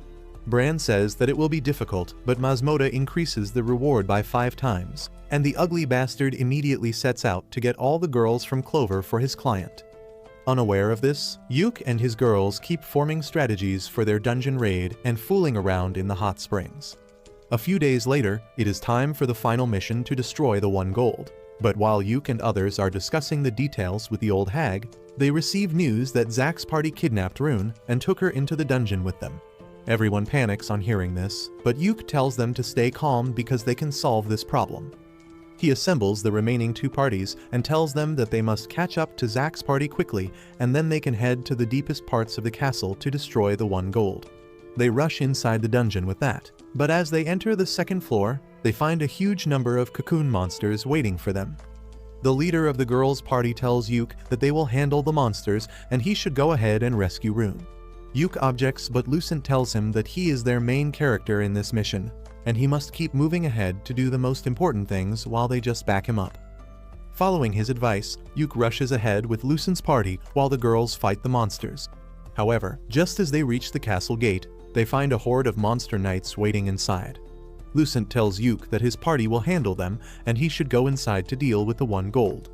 The wizards from Lucent's party begin attacking the monsters to attract their attention, and using this chance, Yuke and his girls slip past them. They reach inside the castle soon, and Neen finds the route that Zack took. She says that he is heading straight to the throne room, which is exactly where Yuke believes the One Gold is. As they rush towards the throne room, Yuke feels someone coming and immediately alerts his party. However, it turns out to be Loj. Yuke tells Loj that he learned a lot from the library, including details about him. Turns out that Loj is the son of King Vorden, and Rune is his niece and the king's granddaughter. Loj feels no need to hide things from Yuke now, and he says that his father made a mistake, and Rune is the key to make things right. He wishes Yuke the best of luck and then vanishes, leaving a gold ring behind. Yuke's party soon reaches the throne room's door and hears Zack laughing inside. Yuke tells them to get ready to fight, and Silk calls out the book spirit to assist her. With that, they charge inside the room and find Zack and his friends enjoying the loot they found in the royal chamber. They tell Yuke that he is too late because their party conquered the dungeon first. Yuke doesn't care about that and asks where is Rune, but then Marina tells him to look at the end of the room. Yuke is shocked as he sees King Vorden on the throne, and next to him, Rune is lying unconscious on the floor. He gets furious, thinking that Rune is hurt, but Zack tells him to stop being sentimental because she was just a tool to conquer this dungeon. He tells Yuke that he hated his party from the beginning because they are outsiders who don't even belong to this region. However, he also hates Yuke specifically because he is always surrounded by beautiful girls. All of Yuke's girls call Zack a jealous incel and tell him to get a life, which makes him even more angry, and he tells King Vorden to give them more power so they can beat the intruders in his palace. The king listens to him and activates the power of the One Gold, freaking Yuke out as he can't predict what is going to happen next. The king uses the power of the one gold and shares it with Zack's party using the golden rings. Yuk panics on seeing them wear the ring and asks if they are stupid to use something so dangerous. Zack mocks him, saying that he is just saying this because he realizes there is no way to win now. He says that the king taught them how to use the rings, and now they can feel the power surging inside them. Yuk feels Persephone's curse mark activating, as he realizes that Zack and his team are using the magic that grants wishes. He asks them if they don't know how dangerous that spell is, but Zack replies that he doesn't care. He orders his team to attack Yuk and his girls, and they immediately charge ahead. However, Yuk's party is also ready to fight. Silk shoots the healer in the knee, bringing him down, and then Neen uses her speed to knock down the wizard. Rain knocks down the thief using a basic spell, and Yuk paralyzes the tank. Zack is shocked to see his friends lose despite powering up, when suddenly Marina breaks his sword, forcing him to run away. However, he suddenly feels a sharp pain in his body and falls to the ground. The power of the ring starts consuming him, and he begins turning into a monster. All his party members also get affected by the power of the rings and transform into monsters, and Yuk calls the girls back to rework their strategy. He tells them to be careful because their enemies are stronger and more unpredictable now. He then buffs them with his support spells, but that is not enough this time. Zack attacks Marina and pushes her back, but she immediately returns to fight him. On the other side, the fat monster chases after Silk like a total creep, and when her lightning arrows have no effect on it, she freaks out and keeps running. Rain fights against the priest, and even though she is able to damage him with her spells, he regenerates instantly. Meanwhile, Neen gets overwhelmed by the thief of the party, but luckily, Lucent arrives there just in time to protect her. He asks her what the update is, and she tells him about Zack's party using the rings to become monsters. Just then, Lucent's teammates as well as the other party arrive in the room, and he tells them that their job is to hold back the monsters while Yuk rescues Rune and stops the king. The two parties team up to take down the monsters, and Yuk tells his girls that they should rush to help Rune now. They run towards the throne, but King Vorden comes forward to face them. Marina dashes towards him as Yuk enchants her sword. She tries attacking the king with her full strength, but he easily blocks her attack and then pushes her back before hitting her with a powerful magic beam point blank. Marina somehow avoids taking any damage from the attack and charges at the king again. Yuk stacks all the debuffs he can at the king, slowing him down, and Marina manages to push him back. However, using such a great amount of spells puts a lot of stress on Yuk, and he starts bleeding. He tells Marina to keep attacking because he can't keep the king down for long. Suddenly, the snake spirit warns Silk about the king's next attack. She yells at Marina to dodge, but it is too late. The king stabs the ground with his spear, releasing a great burst of energy. Everyone runs away, but Marina gets caught in the attack's range. Silk and Neen keep the king busy with rapid attacks, while Marina gathers her strength back. Neen uses a fire-breathing technique as a smokescreen, and when the king clears the green fumes, he finds Marina dashing towards him. She uses her ultimate move to cut through his weapon and injure him, and Rain declares that she will deal the finishing blow. She begins chanting a tier 7 spell, and Yuk tells the rest of the girls to come back before the spell is activated. They rush to his side just as Rain unleashes her magic and engulfs the king's body in flames. Yuk uses a water spell to prevent the flames from reaching them, and Rain also holds back her power so that she doesn't accidentally burn her own party. Silk summons a water spirit to assist Yuk, who lowers down the water wall and uses a scroll to increase everyone's flame resistance. He then tells Rain that she should stop controlling her power, and she collapses right as she lets the spell work at its full strength. The flames around the king burn even brighter, and Yuk shields all his girls using his magic robe for a few seconds before the flames die down. He then turns around and finds that the king is still clinging on to life, but not for long. As he tries to take a step forward, the king turns into ash, and his ring falls on the ground. Rain is feeling really weak and exhausted now, so Yuk uses his special spell to recharge her mana and then also gives her some mana potions. He then decides to destroy the 1 gold, but Rune tells him to look at the ground. The king's ashes are gathering around the ring, and Yuk realizes that the 1 gold is trying to revive him. He quickly moves towards the ring and uses Persephone's power to break the ring, but that gives him a serious migraine. In the meantime, the remaining 2 parties have also finished dealing with the monsters, and they come upstairs to catch up with Yuk. They look at the 1 gold and say that once they destroy it, all will be over, but Yuk tells them that he has a feeling that they are missing something. the wizard of Lucent's party says that they should let Yuke handle the 1 gold because only a superior red mage like him can destroy it. Lucent says that if they can't help, they should not stay here and bother Yuke either, and the other party's leader agrees with him. She asks Rune to come with them because she must be tired, but she refuses, saying that she will stay back to help Yuke. She says that she is the Golden Priestess, so she can touch the 1 gold without getting hurt, and Yuke can also do that. However, the rest of them will be exposed to the effects of the twilight if they are present during the process, and they will lose their mind. Yuke agrees with her and says that even if things go wrong here, it will be for the best to reduce the number of victims. His girls take offense on hearing this, as they believe that Yuke is trying to sacrifice himself. While he tries to calm them down, Rain asks Rune if she is sure that they can't do anything to help. Rune tells her that Yuke is special so no one else can help him, and Rain realizes that is true. She suddenly hugs Yuke tightly, telling him that she will be waiting for him at home. Silk and Marina hug him too, but there's no space left for Neen, so she tells Yuke that she needs her hug when he gets back home safely. With that, everyone leaves the dungeon, leaving only Yuke and Rune behind.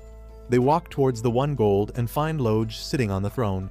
He tells Yuke that since his father is dead now, he is the official king. Yuke asks if he is going to fight him next, but Loj refuses, saying that now that the king, the priestess, and the mage are on the same side, it will finally be over. He explains that the 1 gold is the real cause of Twilight, and it has destroyed countless worlds before coming to this one, and once they destroy it, no world will face the same danger again. The 3 of them walk towards the treasure, and Loj wishes for a silent end. He then asks Yuke to use the great spell to destroy the 1 gold, and Rune supports him using the power of the Golden Priestess. While they are casting the spell, Yuke suddenly remembers how he used Persephone's power to modify his spell so that Simon would suffer for an eternity, and that makes him realize something he never thought of before. He realizes that the 1 gold is nothing but Simon, cursed to suffer for an eternity without dying. His body kept growing because it could not die, and then it transformed into the 1 gold, traveling through different worlds, sharing his curse of destruction with them. Yuke decides to put an end to Simon's misery and uses the spell to destroy the 1 gold, freeing him from the endless cycle of suffering. As soon as he uses the spell, the 1 gold shatters and the world inside the dungeon starts fading. Everything soon turns completely dark, and Yuke realizes that this dungeon was just an extension of the Infinite Darkness dungeon, which was trying to correct an anomaly within itself. Suddenly, Loj starts vanishing because now there is no need for him to exist in this world. He tells Yuke to take care of Rune for him, and then asks her to live her life freely because he and her parents have always wished for her happiness.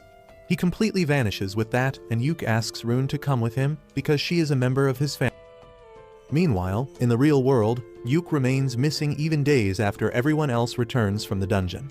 One day, the bald guy named Bran corners Rain on the streets again, and she immediately points her staff at him to tell him to go away. Bran is not scared of her this time because he knows her weakness. He asks Rain if she is looking for Yuke and says that he knows something that will help her find him. Rain is curious now, and Bran tells her about an artifact called Seeker's Compass that can detect the location of any object or person.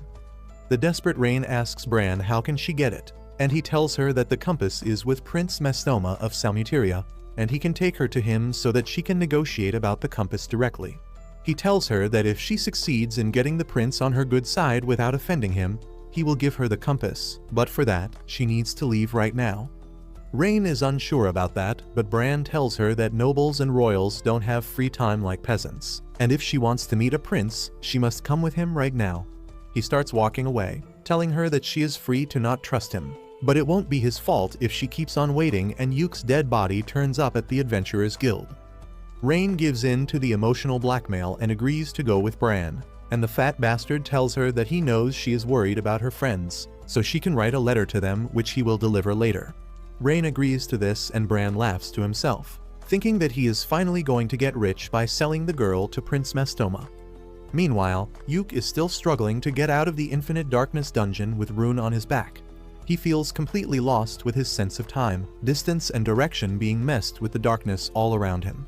Suddenly, he hears Rain's voice calling his name and sees a light in the distance. Yuke feels like this could be the exit, and he lifts Rune in his arms as he runs into the light. The next moment, they both find themselves underwater, and Yuke grabs Rune's arm as he carries her to the surface. They are both exhausted and drenched once they reach the ground, and Yuk starts a fire to warm themselves up. He looks around and figures out that they are not far from the dungeon, and tells Rune that once their clothes are dried, they will start searching for a road that will lead them to the nearby city. They reach their inn by sunset, and the manager immediately alerts the girls as she sees Yuk coming. Marina and Silk run outside and hug Yuk tightly.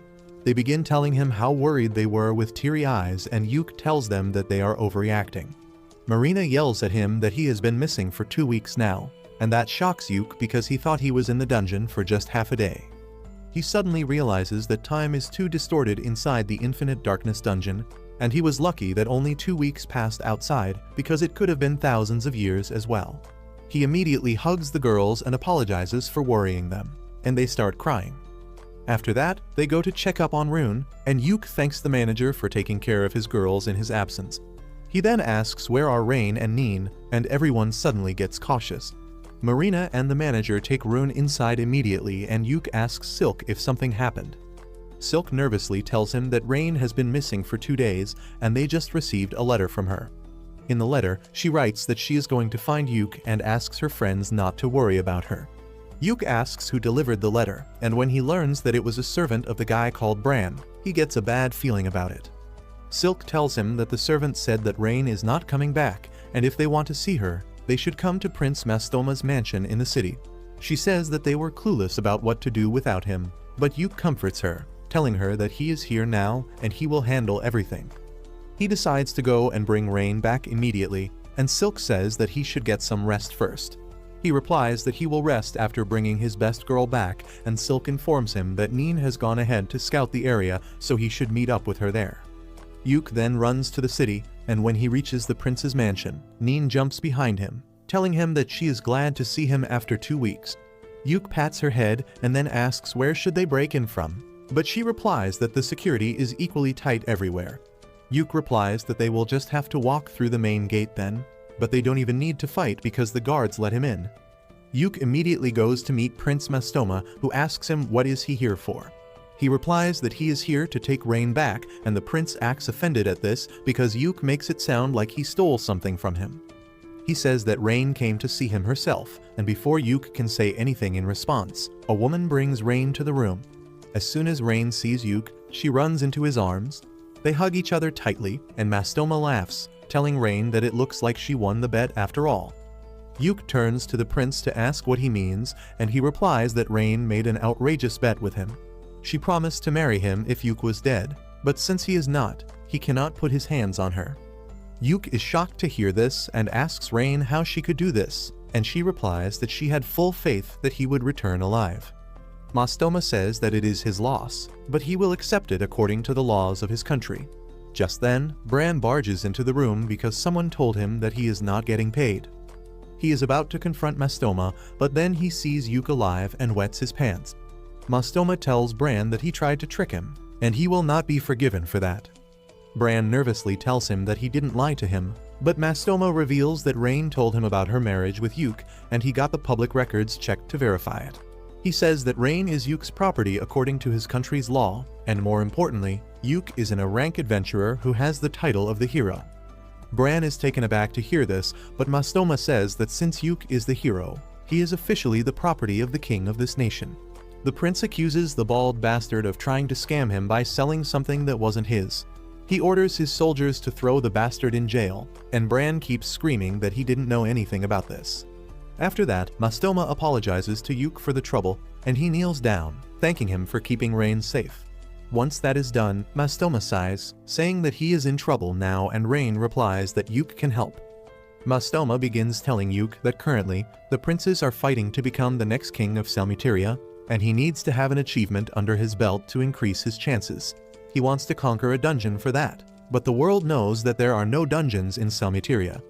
Yuk says that he has heard about that as well, and Mastoma reveals that there is actually a dungeon in his country, but it has always been kept a secret.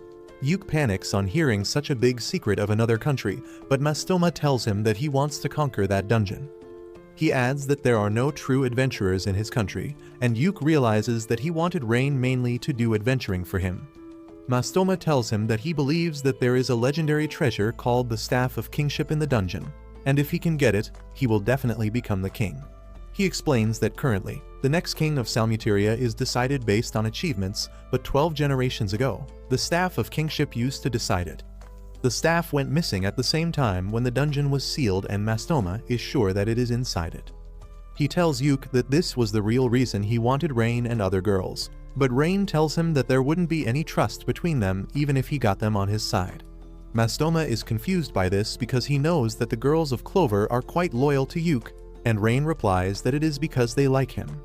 Just then, Mastoma's wife tells him that women in this country have a thing called rights, and he should have listened to him earlier because she told him about this a lot of times. Mastoma stays silent in front of his wife despite all the talk about her being his property, and Yuke just chuckles at this. This irritates Mastoma, and he tells him to laugh while he can because sooner or later, he is going to end up in the same position as him. After that, Yuke and Rain go outside, and they send Neen to the inn to inform everyone about what happened.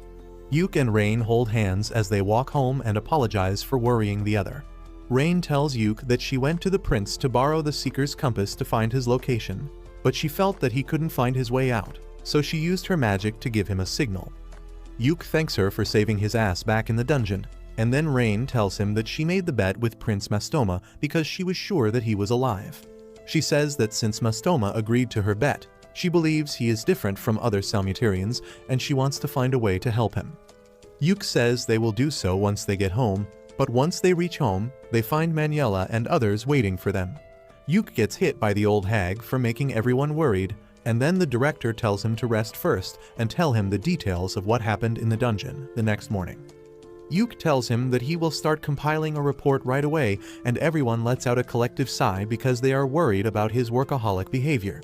The director and others tell the girls to make sure that Yuke takes a full rest even if they have to use force, and all of them promise to do that. Once they leave, Yuke and the girls have a hearty dinner. Silk then asks Neen to take Rune to her bed and orders Marina to take Yuke to the hot springs and watch over him so he doesn't start working. Rain decides to go with them too, but Silk stops her because she plans to lecture her about her reckless actions. 1 week after Yuke's return, he finally visits Manuela and others along with Silk to submit his report on the dungeon.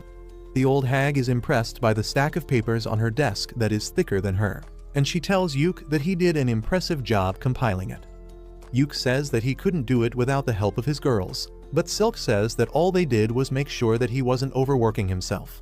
The higher-ups laugh at this, and then the director says that the new dimension that Yuke and Rune discovered will be listed in the Imperial records and he will get full credit for it. Manuela adds that the director took care of the matter with Rain's biological family as well, because it is better if nobles handled the problems caused by other nobles. The director says that there were a lot of nasty rumors about Count Crowder in the past as well, but now that they have solid proof, he reported him to the king.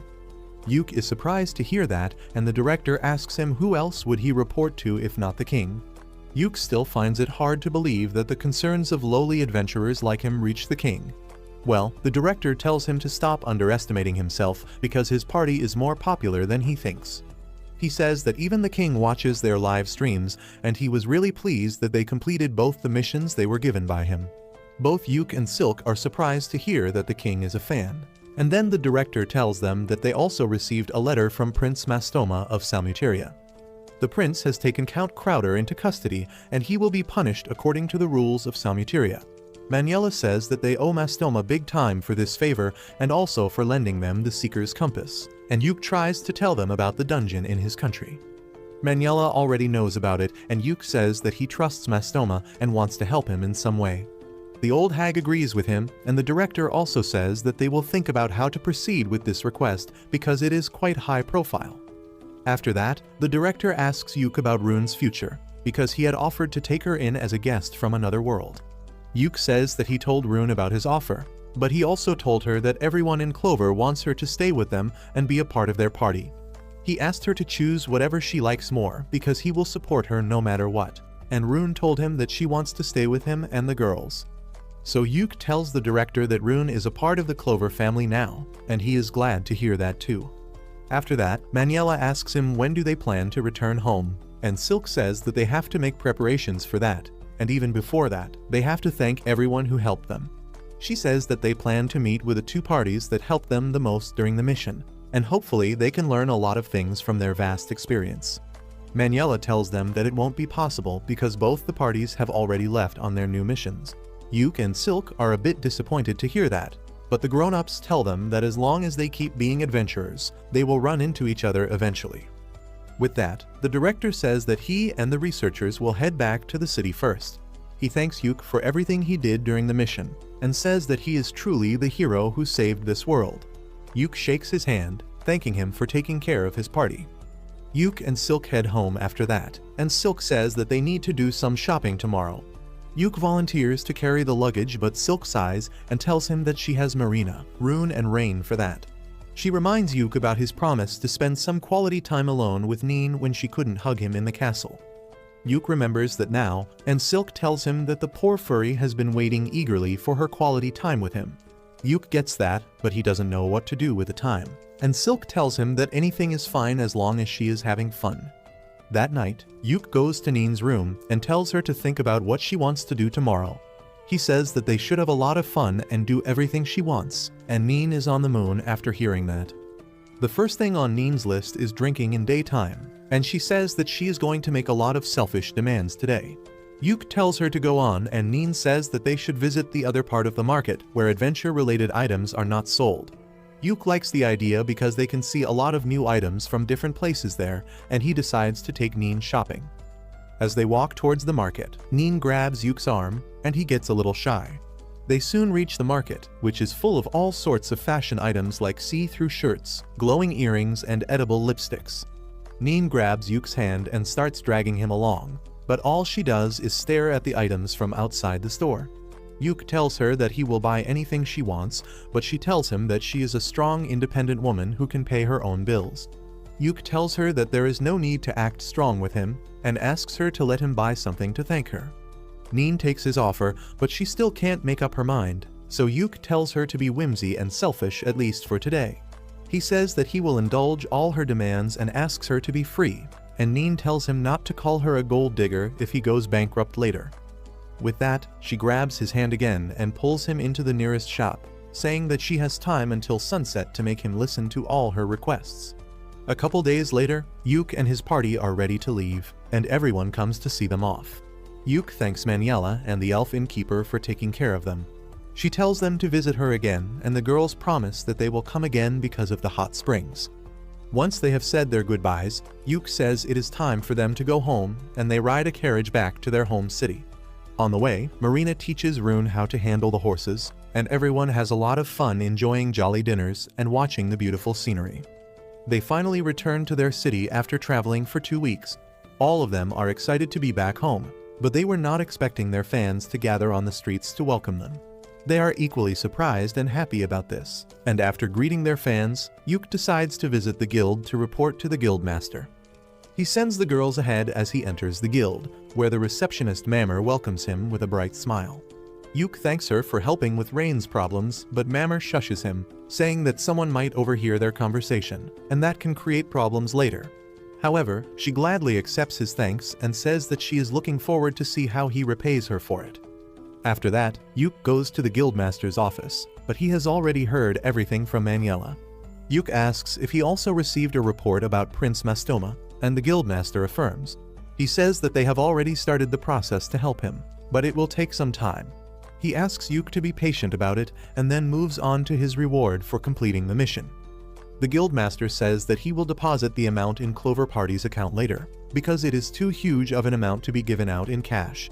He keeps hyping Yuke up, telling him not to faint when he sees the amount when suddenly Jamie barges into the room. She immediately rushes to Yuke's side and begins checking if he is fine. He asks her to stop, but the guildmaster asks him to let the girl smother him for a bit because she was really worried when she heard that he disappeared in the dungeon. The old man then starts mimicking how Jamie cried that she was going to save Yuke, and she gets embarrassed about that. Yuke thanks Jamie for worrying about him, and she replies that she was only worried that she won't get the medicine for her brother if he died. Well, the guildmaster rats out that tsundere immediately, mimicking her again and revealing how she declared that she will be the one to save Yuke once she can go on adventures again. Jamie lashes at the old guy, but he just laughs because she never told him to keep it a secret. Yuke and Jamie also start laughing, and then she tells him that she managed the Clover House with the real estate agent's help while he was away, and the kitchen is fully stocked right now. Yuke thanks her and then tells her that they will have a party soon to celebrate their successful mission. The guildmaster decides to invite himself to drink some free booze, and Yuke can't say no to him. On the other hand, the girls reach their house where the real estate agent tells them that he fixed a couple of loose doors and leaky taps while they were away, and he also remodeled a room to make it more comfortable for Rune. The girls thank him for looking after their house, and he leaves them to rest. Rune gets really happy that she is going to live here, and just then Yuke returns too.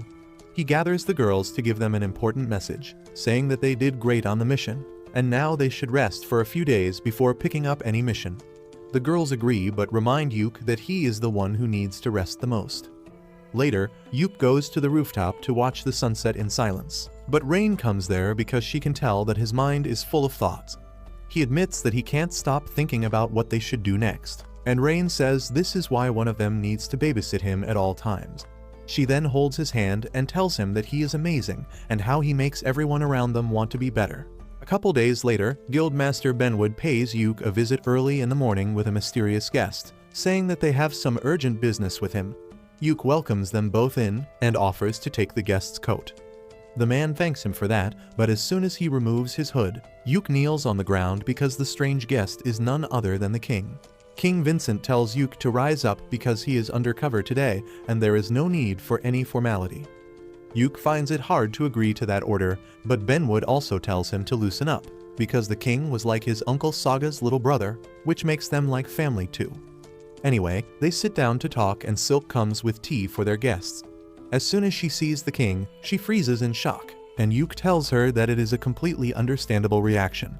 He goes to help her, and then King Vincent tells Silk that he wants her to be a part of their conversation as well because she is the vice leader of the Clover Party. Silk somehow snaps out of her shocked state, and then sits down next to Yuke. Vincent immediately gets to point and tells Yuke that they have been discussing his suggestion to help Prince Mastoma clear the dungeon in his country. He says that Mastoma also sent him a letter about the same, and he has decided to help him. Yuke thanks Vincent for that, and in response he takes out a small wooden box from his pocket and places it on the table.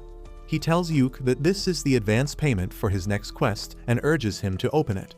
Yuke finds a silver brooch with a green gemstone inside the box, which leaves him completely speechless.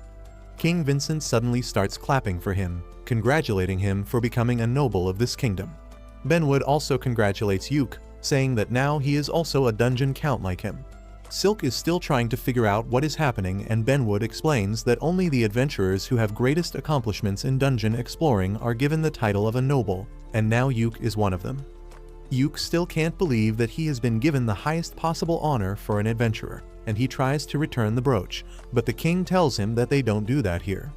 He then tells Yuke that he has already talked with the parliament and they have agreed to send an adventurer party to the dungeon in Salmuteria. The king believes that the new dungeon that Yuke just cleared might have affected the Salmuteria dungeon in some way, and they can't afford to ignore something like that. He says that they are considering the first attempt at exploring the dungeon as a trial, and then lays out some documents on the table. As Yuke reads the documents, he finds that they are about the trials of various streaming devices, and even setting up a temporary adventurer guild in Salmuteria to strengthen the relationship between the two nations. Vincent and Benwood tell him that they could not let him take on Mastoma's request personally because it would create many political problems. That is why they decided to make it a joint operation between the two kingdoms. Vincent adds that the timing was just right for it because Salmuteria had approached their kingdom with an interest in the streaming technology they use.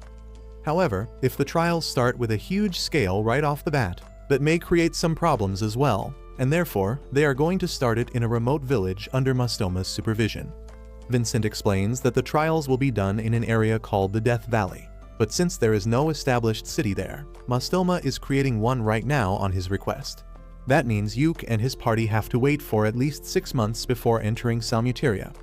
Vincent says that they have already sent the streaming technology and technicians there to set up the groundwork before the adventurers reach there, but he has one last thing for Yuke.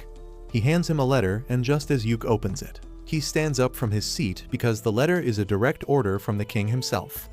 Yuke tells Vincent that he will take the mission, but for that, he wants 6 more of the brooches as his advance payment. The king immediately accepts his demands, and then Yuke signs the contract. A few months later, Yuke and his party gather at a port to ride one of the 3 flying airships in the world. While everyone stares at the magic airship like a kid, Silk turns into a conspiracy theorist who says that something this big can never fly. As Yuke tries to calm her down, Benwood and the receptionist arrive there to bid them farewell. Turns out Benwood is also coming with them to explore the dungeon, and Yuke says that the receptionist Mammer would be more helpful with her skill set. However, Benwood tells them that in case a monster stampede occurs, he will be their best bet. Mammer then gives Yuke the advance payment he asked from the king, and the girls curiously come close to see what is it.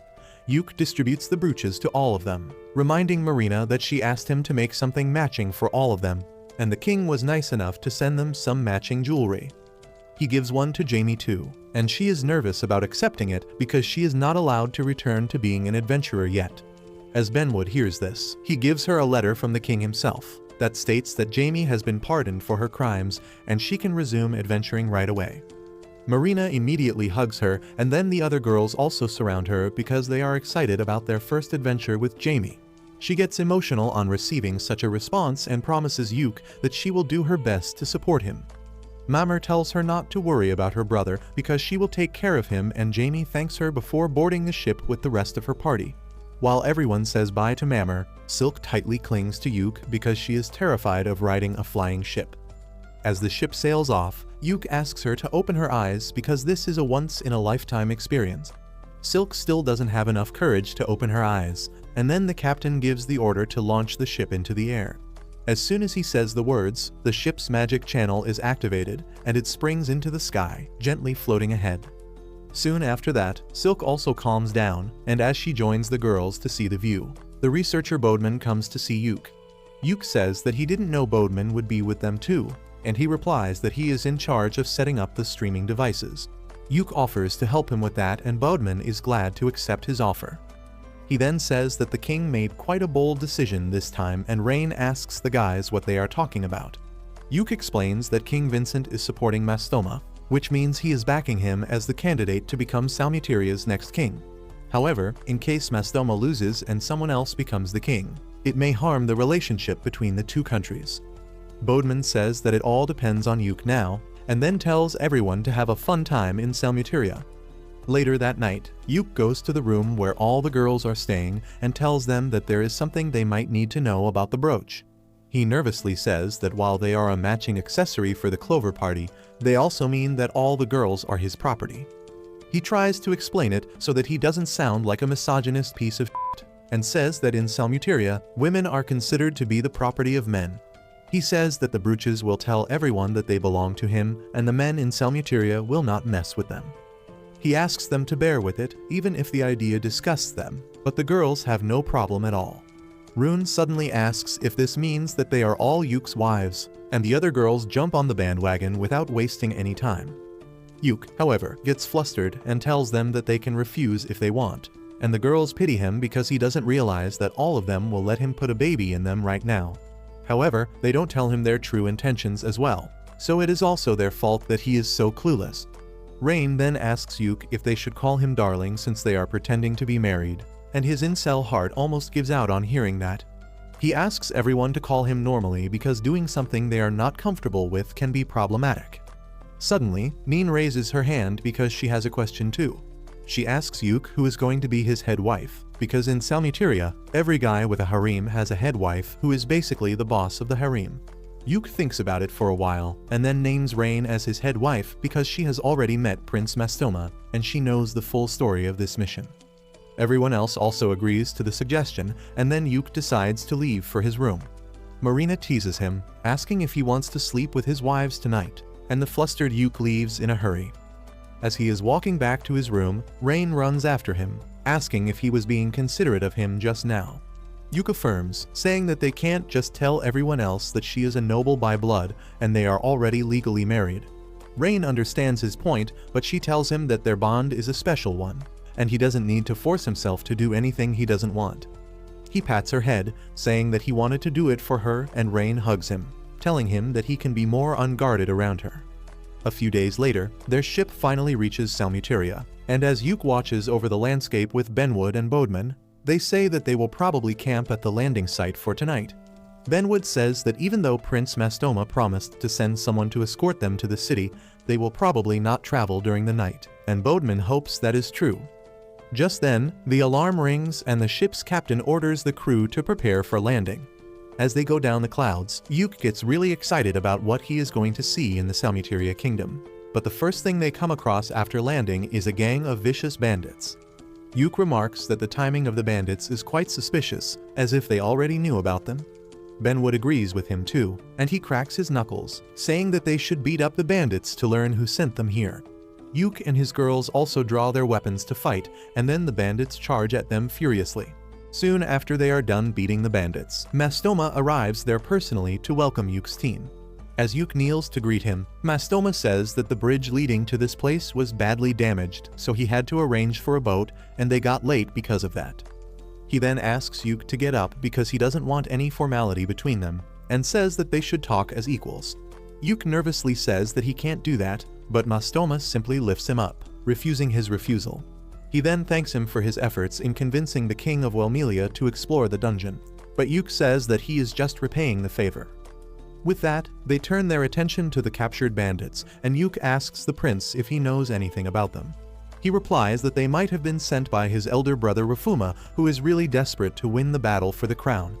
Mastoma talks about how his brother has tried to kill him many times before, but he always survived and beat him at his own game. He orders his men to take the bandits away and start interrogating them, and then warns Uke to be more careful from now on. Uke asks him if he can tell Benwood and others about Prince Rafuma being behind the attack, and Mastoma has no problem. After that, Mastoma again returns to the topic of Uke being too formal with him. But then his wife steps in and translates what he actually means.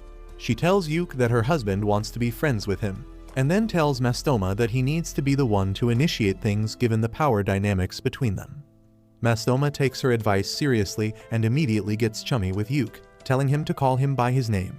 Uke panics, wondering how he should react to this situation, but just then Rain comes there and tells him to take Mastoma's offer.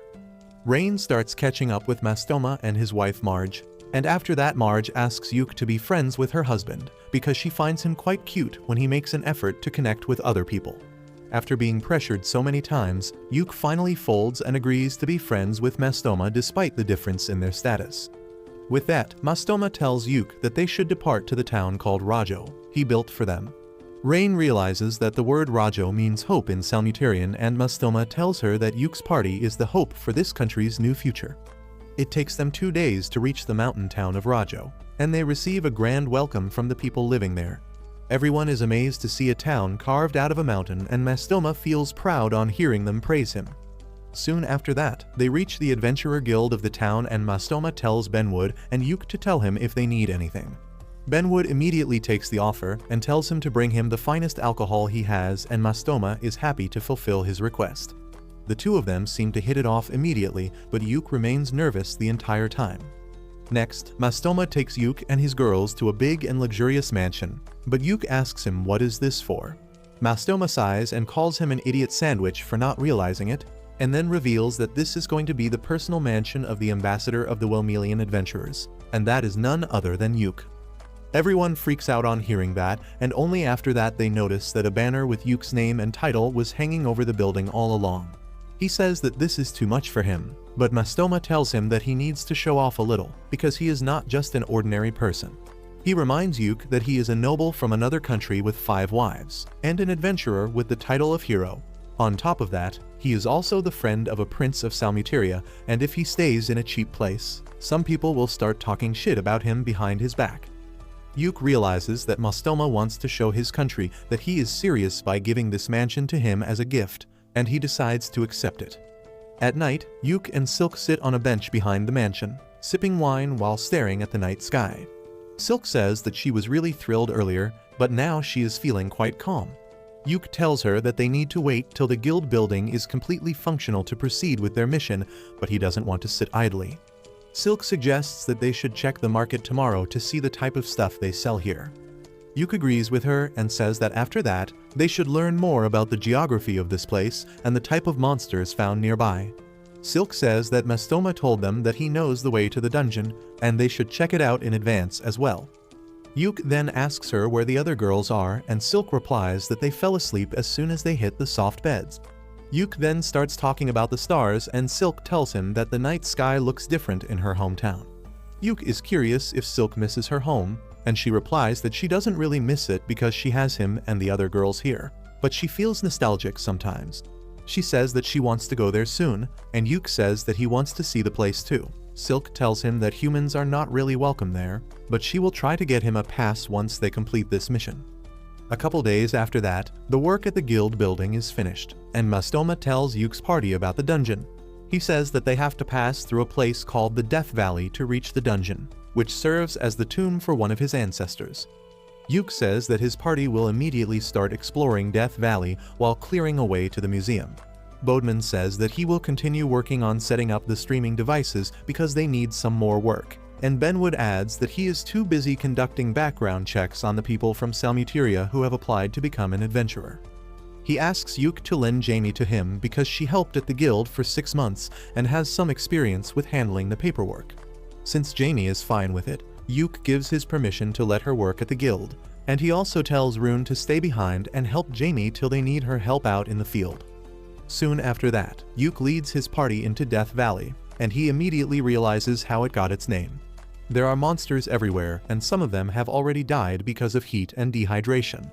The layout of the valley is really confusing as well, and there are no areas that are marked safe from monsters. As Yuk tries to make sense of the map, Silk warns him that something is wrong with this place because the spirit energy is really off here. That means that the Death Valley is an unstable place, and Yuk thinks that it is because of the dungeon disturbing the spirit energy. He fears that there might be a dungeon overflow or a stampede at this rate, and suddenly, the curse mark on his face activates.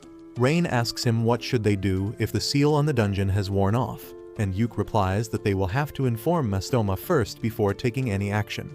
However, he decides to continue investigating till they have solid proof and tells the girls that they are going to be camping here tonight.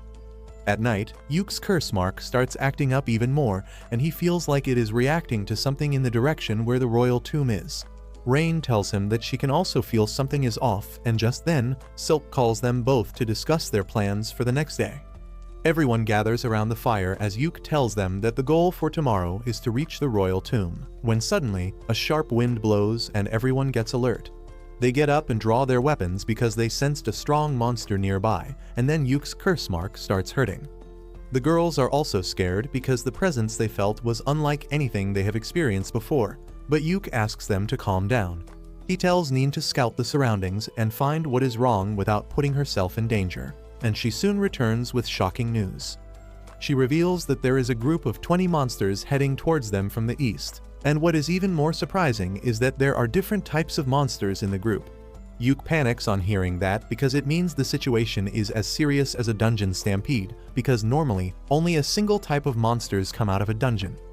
He then asks Silk if they can get back to Rajo before the sun rises, and she tells him that though it will be hard and risky, it is possible. Yuk decides to take that risk because reaching the town and informing everyone comes first. He puts out the fire and tells the girls to be on high alert as they run because they don't know what kind of monsters they are facing, and the night doesn't work in their favor as well. He then boosts their physical abilities so that they can run faster, and just a few minutes later, they run into some dino monsters. Luckily, Neen senses them in time and Yuk puts them to sleep with his magic, giving Marina the chance to finish them off. They resume running with that. And then Silk tells Yuk that the dungeon is definitely affecting this place, and the problem might be even more serious than a stampede.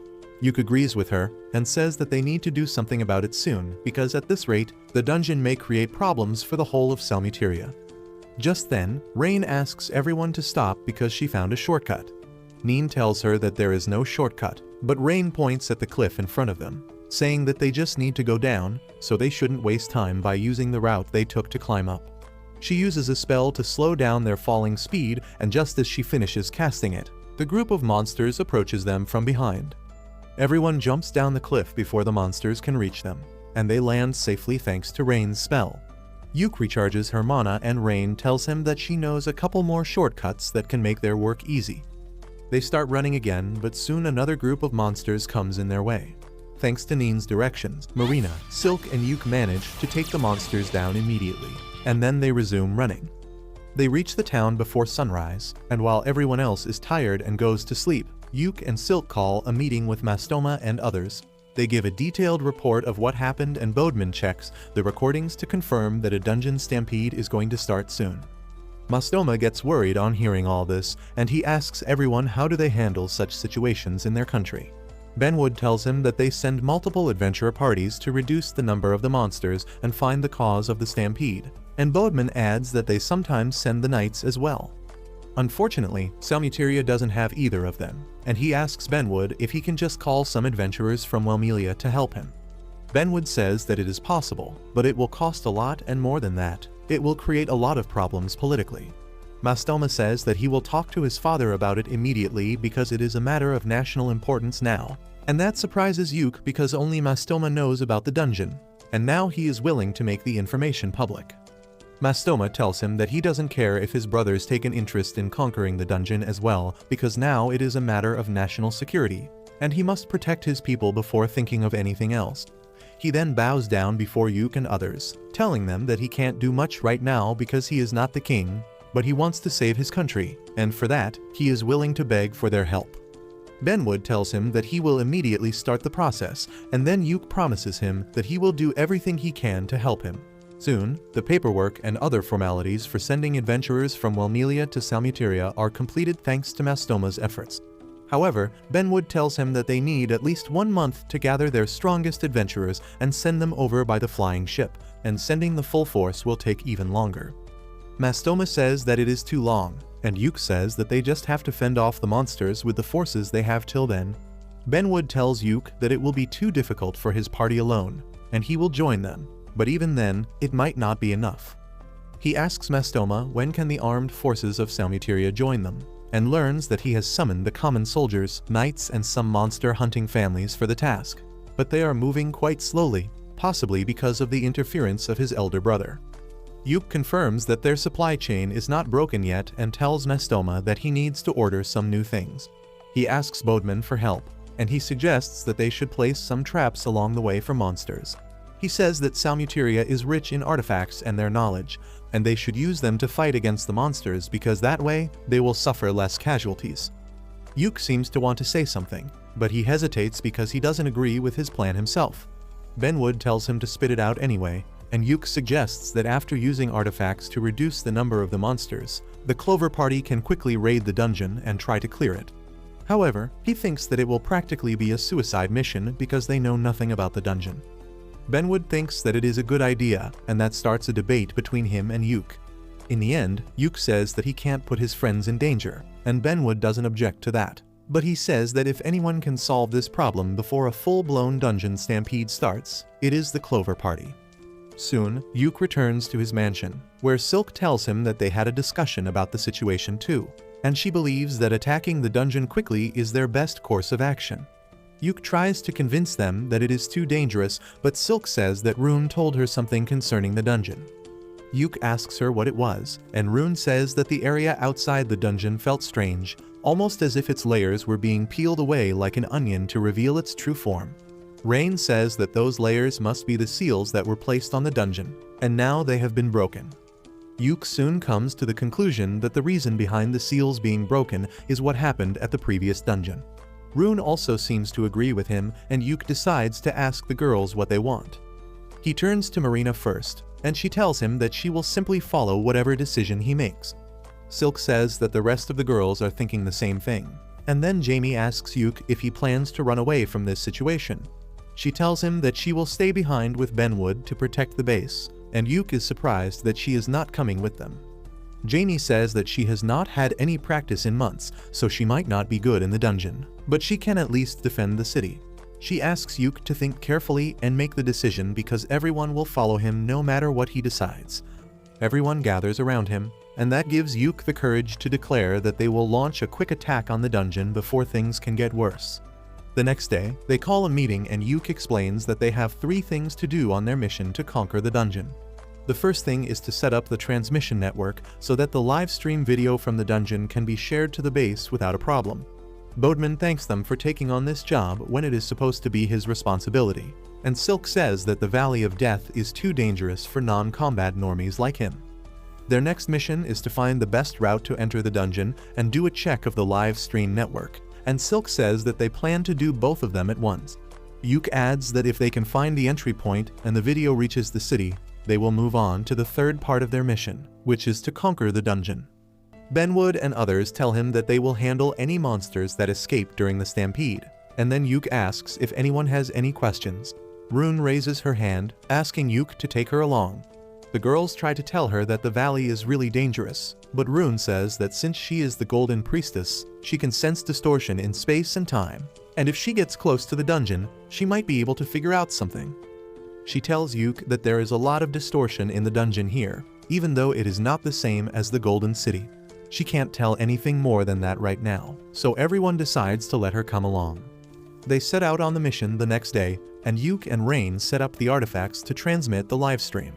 Yuk gets exhausted pretty quickly because he didn't expect it to be so hard doing something technical, and Silk tells him that he doesn't have to force himself.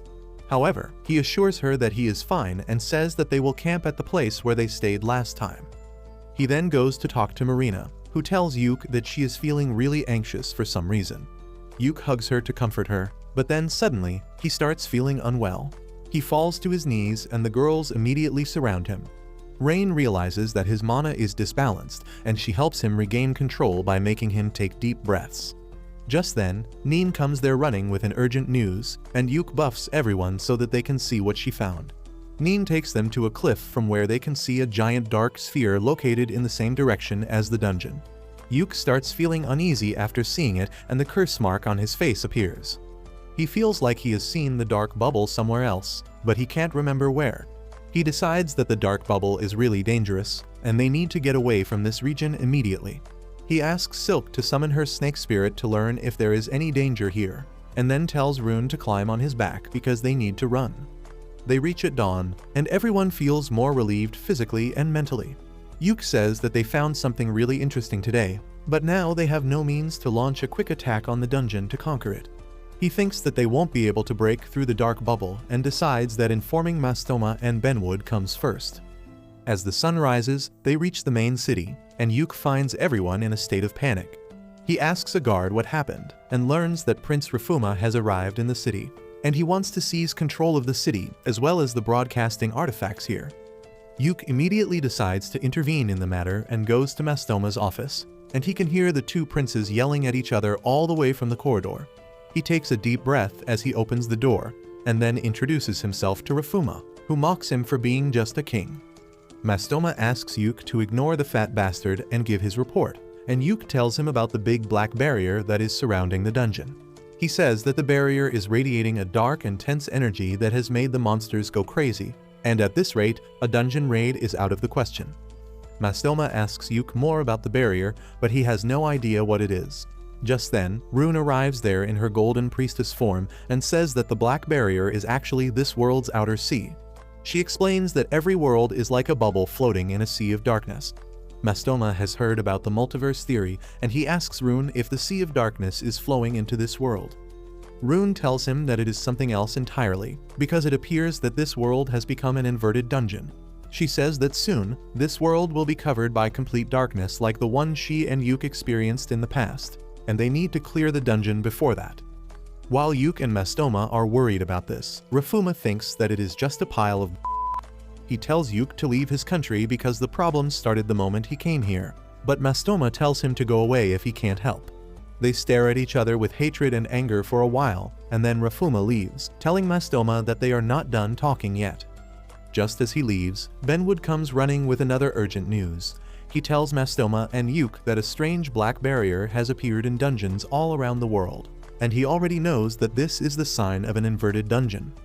Benwood explains that a tragedy like this occurred 16 years ago, and Yuk says that he has never heard of anything like that.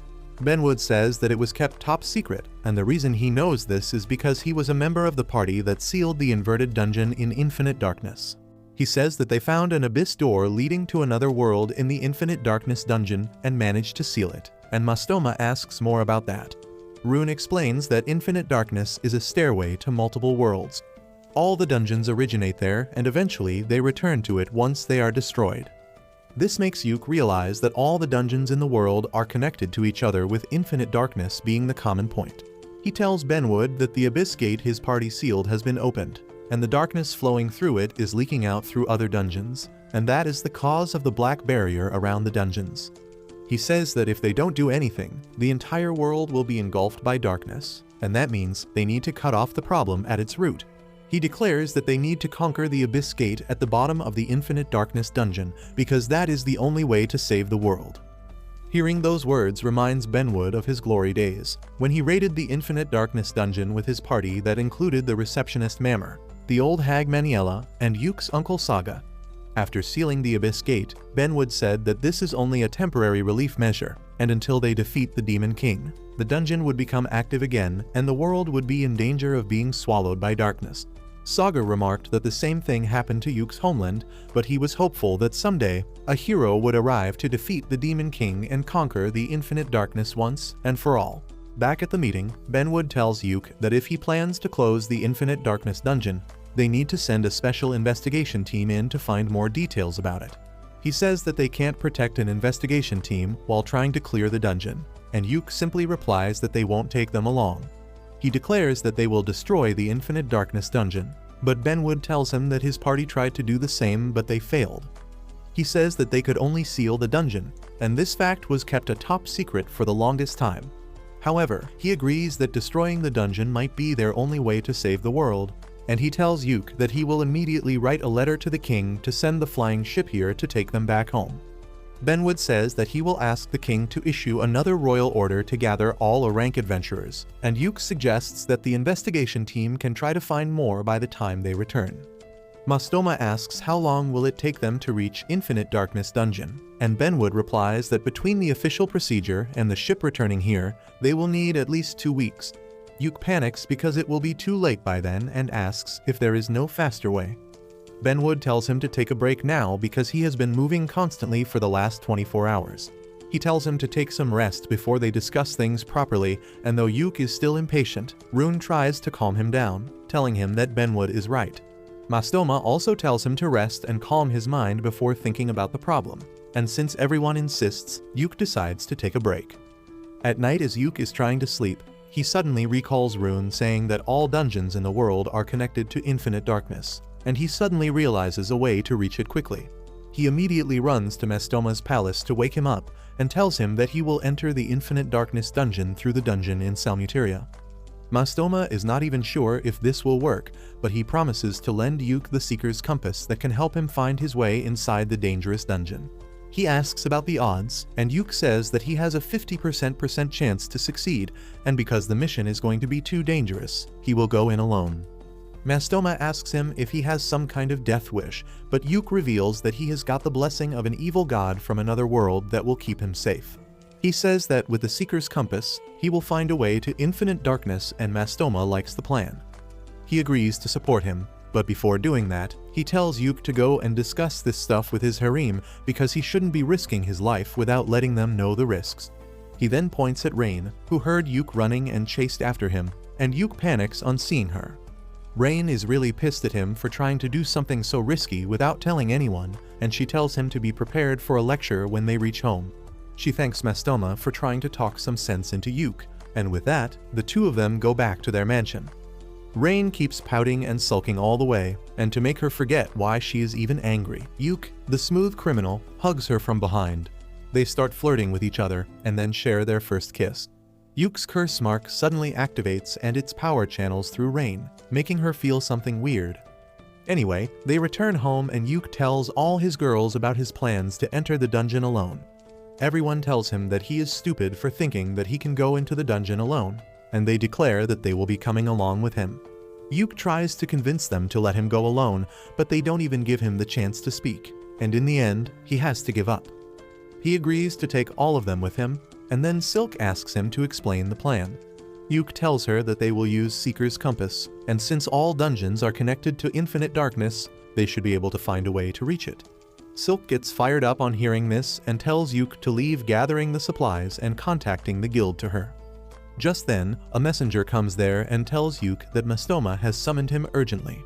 Yuke goes there along with Silk, and Mastoma tells him that his elder brother Rifuma has made a reckless and stupid decision. The moron believes that the dungeon is just another monster nest, and he has started to march towards it with some soldiers so that he can stomp it out. Luckily, the streaming devices are functioning, and Bodeman uses them to locate Rifuma and his troops fighting a bunch of monsters. The soldiers get their asses whooped by the monsters, and Rifuma cowardly leaves them behind and runs away. The drone camera follows him, but he soon leaves the streaming range and the live stream ends. Mastoma curses his moron brother, and Yuke asks if they should set out immediately to rescue him. Mastoma replies that protecting the city is more important than anything right now, because once the monsters develop a taste for humans, they will attack the city. Yuke realizes that it is a serious problem, and he decides to hurry to the dungeon. Benwood asks him if he is serious, and Silk replies on Yuke's behalf that they wanted to form a plan before entering the dungeon, but now they don't have that kind of time. Suddenly, Bodeman gets a signal from the drone camera, and he finds Rifuma rolling down the slope towards the dark barrier bubble. Everyone watches intently as Rifuma touches the barrier that is protecting the reverse dungeon inside it, and then suddenly, he turns into a shadow stalker as the energy of the dungeon overwhelms him. He crosses the barrier after that, and Mastoma is confused by what he just saw. Benwood explains that his brother just turned into a shadow stalker, a mysterious monster that appears in the dungeon. He says that now Mastoma has less competition for the throne, and they just discovered how shadow stalkers are born. Silk says that shadow stalkers are basically humans who get turned inside out after touching the reverse dungeon, and Yuke freaks out because he can't risk his girls turning into monsters by taking them to the dungeon. Just when all hope seems to be lost, a familiar face walks through the door, and both Yuke and Benwood are dumbfounded. Yuke's uncle Saga has returned when the world needs him the most, and he tells Yuke that he has grown up quite nicely. Yuke freaks out and asks how did he return, and more importantly, where was he all this time? Benwood also has the same question because after they sealed infinite darkness in the past, Saga vanished without informing anyone. Saga tells both of them to take a chill pill and then starts talking to Silk, saying that if she is not satisfied with Yuke, she can always get the same genes from his uncle. Mastoma is curious about the new guy too, and once he and Saga are finished introducing themselves, Benwood tells him to get to the point. Saga tells him that he has been busy with a lot of things, but he returned in time to stop the reverse dungeons from devouring the world. Benwood is astonished by his confidence and asks if he can really do something about them, and Saga replies that he can't do anything alone, but with Yuke's help, he will solve the problem. Later that night, Saga goes over to Yuke's mansion, and they catch up on lost time. After teasing Yuke about his harem, Saga gets to the point and tells him that he has a stigmata that common people can't notice. Yuke asks him what is that, and Saga tells him that the curse mark on his face is a part of giving up his humanity. Yuke tells him that he got it from Persephone, the ruler of the underworld, and Saga is low-key jealous on hearing this. He explains that the stigmata or curse mark is proof of Yuke's identity in worlds other than this one. Yuke realizes that this proof protected him when he was in the inverted dungeon earlier, and Saga confirms that theory. He says that Rain had the same thing on her as well, and he is pretty sure that Yuke gave it to her. Yuke suddenly realizes that he gave Rain more than some tongue action and a mouthful of bacterias when they kissed, and soon, the news reaches all his girls. As desperate as they are, all of them tell Yuke to give them the stigmata because that will make them stay unaffected by the inverted dungeon's powers. Yuke is taken aback at this, but Rain gives him permission to kiss other girls even though it will make her jealous. Saga also tries to warn them one last time, telling the girls that if they enter the reverse dungeon, there is a chance that they may never return. However, all of them are determined to stay by Yuke's side till the end, and Saga tells them that they should do whatever they want because they are full-fledged adventurers. A few days later, Yuke and his party are ready to raid the dungeon, and Saga confirms if he gave the stigmata to everyone. Yuke shyly says that he gave it to everyone except Rune because he is not a PDF file, but luckily she doesn't need it. Saga tells him all the best for his mission and says that in the meantime, he will use a special teleportation artifact to reach the capital city with Benwood so they can enter the Infinite Darkness dungeon from there. He gives Yuke a pep talk about how the fate of the world is on his shoulders now and then departs for the capital city. After that, Mastoma also wishes Yuke the best and gives the Seeker's Compass to Rain because she is the only one who knows how to use it. Bodeman also tells Yuke that he will personally supervise the livestream to make sure it reaches everyone. With that, they leave for the inverted dungeon, and once they reach it, Yuke asks everyone to do a final check. They tell him that they are ready for everything, and Yuke gives them the signal to begin the most important mission of their life. If you liked this video, please consider subscribing and watch the video on your screen next.